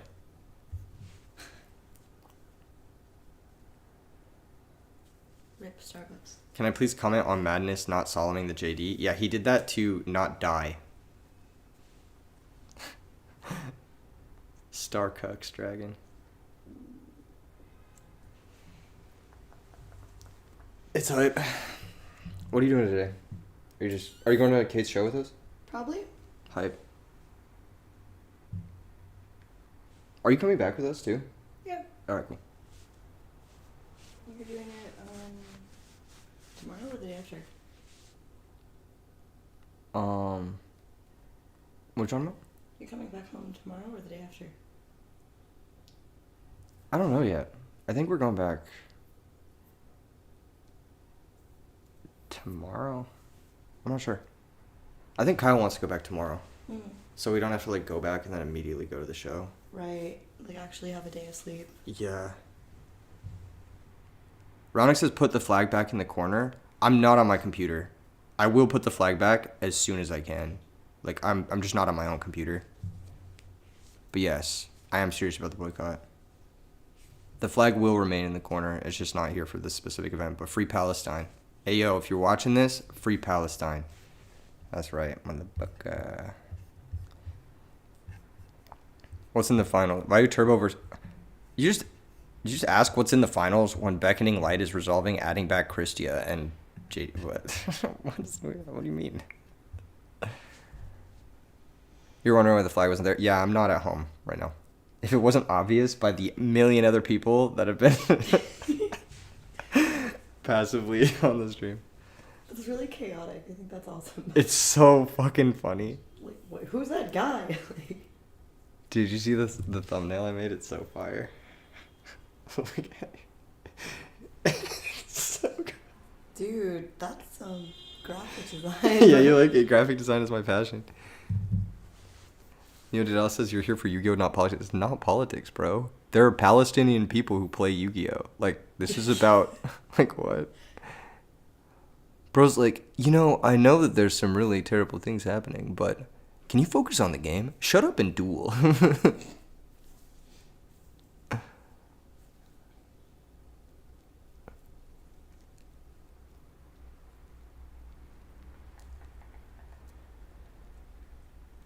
Free Palestine. All right. Wow, he's going to let that resolve. Interesting. He didn't Starbucks negate. Because he's boycotting it, of course.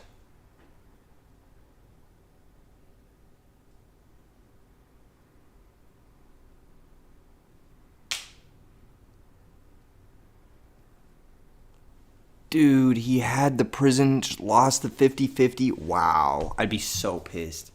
I'd be so mad.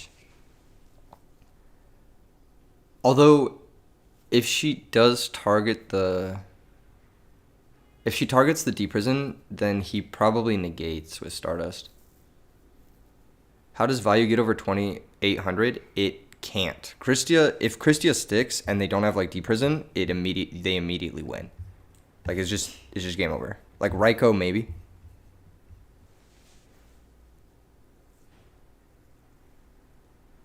Prob just pass if she negates. She probably should have passed either way. She probably should not have attacked. Right? Or am I just wrong? Why would you attack as the fairy player? Yeah. I guess the reason you'd attack is because you fear them drawing more D prisons or something. I don't fucking know. Every turn past the first turn is tough. Well, that's game. Unless there's a Necro or a Gores. There might be one of those cards, though. Do you know Gores? Mm-mm. Not off the top of my head. He's the emissary of darkness. It's kind of like me in a lot of ways, if you think about it. Honest, JD, and Soul. Oh, Beckoning Light resolved, so, I mean, that's full info. Just go for game. Right? Is there anything we're missing?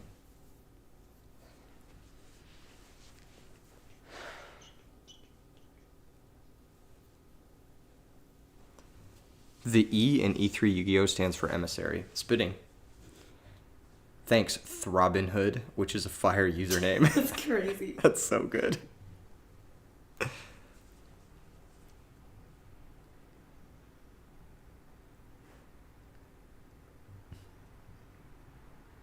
Are the guys getting you food?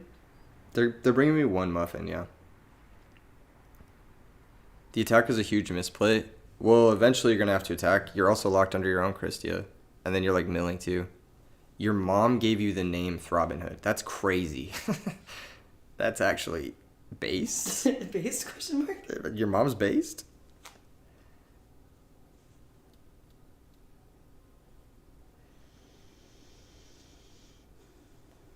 That is exactly what it stands for Dr. Fruit Salad. Your mom seems based, yeah. You know what? Shout out moms. Yo, shout out moms. Yo, shout out your mom. Shout out those MILFs. Oh, wait. Hold up. But also?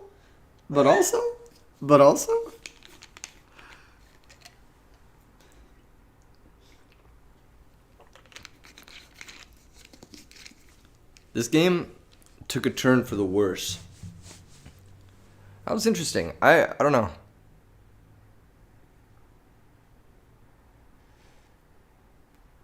I don't know. I would have to rewatch the game with 100% focus. Roundix says, will I share muffin with Paige? I don't know if Paige wants any of the muffin, but I won't ask her. Only if you feed it to me like a duck. This hurts. It hurts me. You guys can't see my face, but... Could have tried to stall top decks and can still win. What are you top decking, though? Like, they have... Like, they're drawing to Caius, Raiko, D Prison, and you're drawing to what exactly? Heavy Storm or... Cold Whip? You would have summoned Soul. You can't summon Soul under Christia. Because Christia prevents both players from special summoning, not just one. James says, when's the last time it wasn't in top 4? Like, pretty recently. It wasn't in top 4 at the birthday bash. I also don't think it was at top 4 at DV. I could be wrong.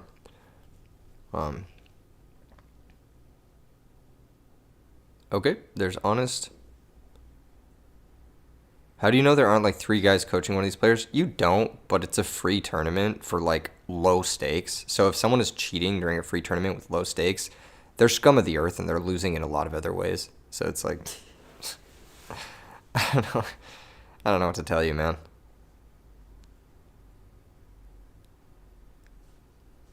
Plus, like, do you think it's easier or harder to play with 3 guys in your ear? Pause. Heyo. Heyo.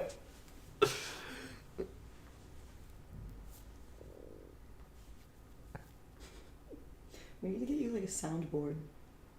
Yeah, dude, an Elgato. I was thinking about getting one, but I'm like so low investment in YouTube right now that it's like, Not a priority. yeah.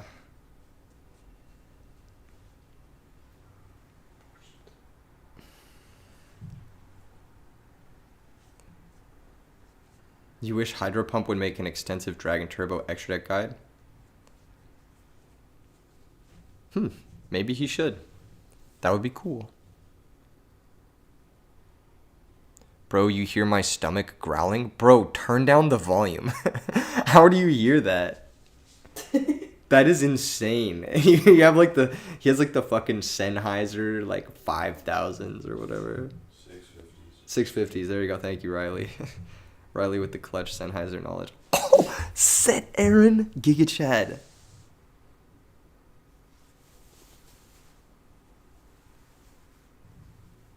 Gain at 10,000%.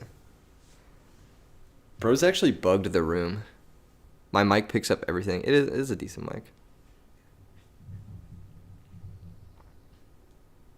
The set Aaron was actually so 5-head.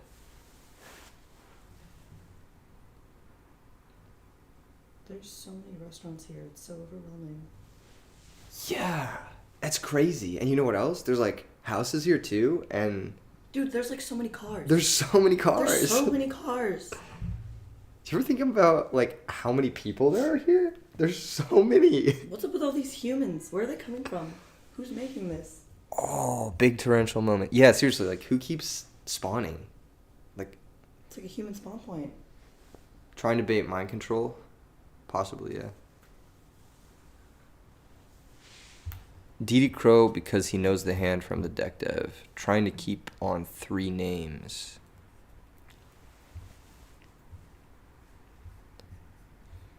Two JD, 2 Christia. That is an insane hand, by the way.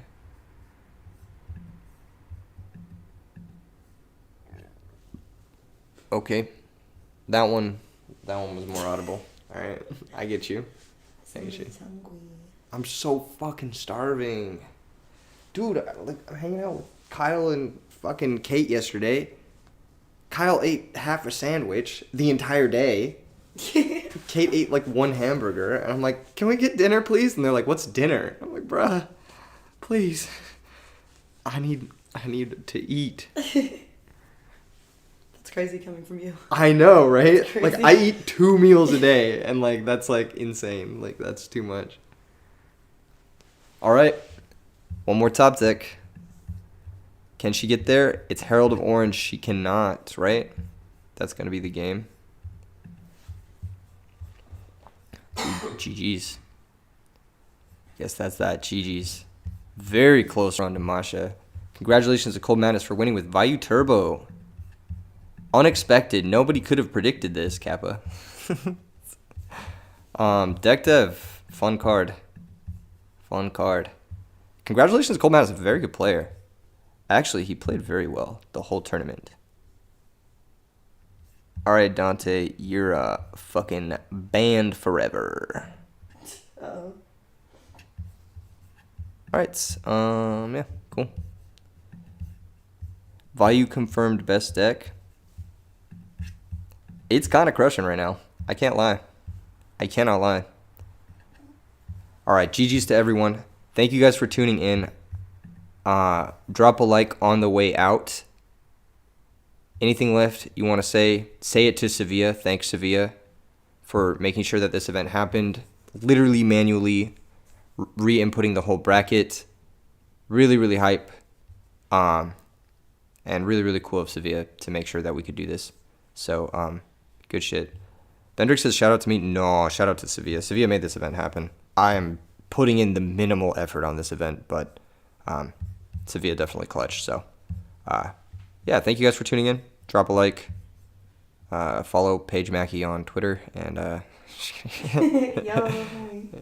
there you go.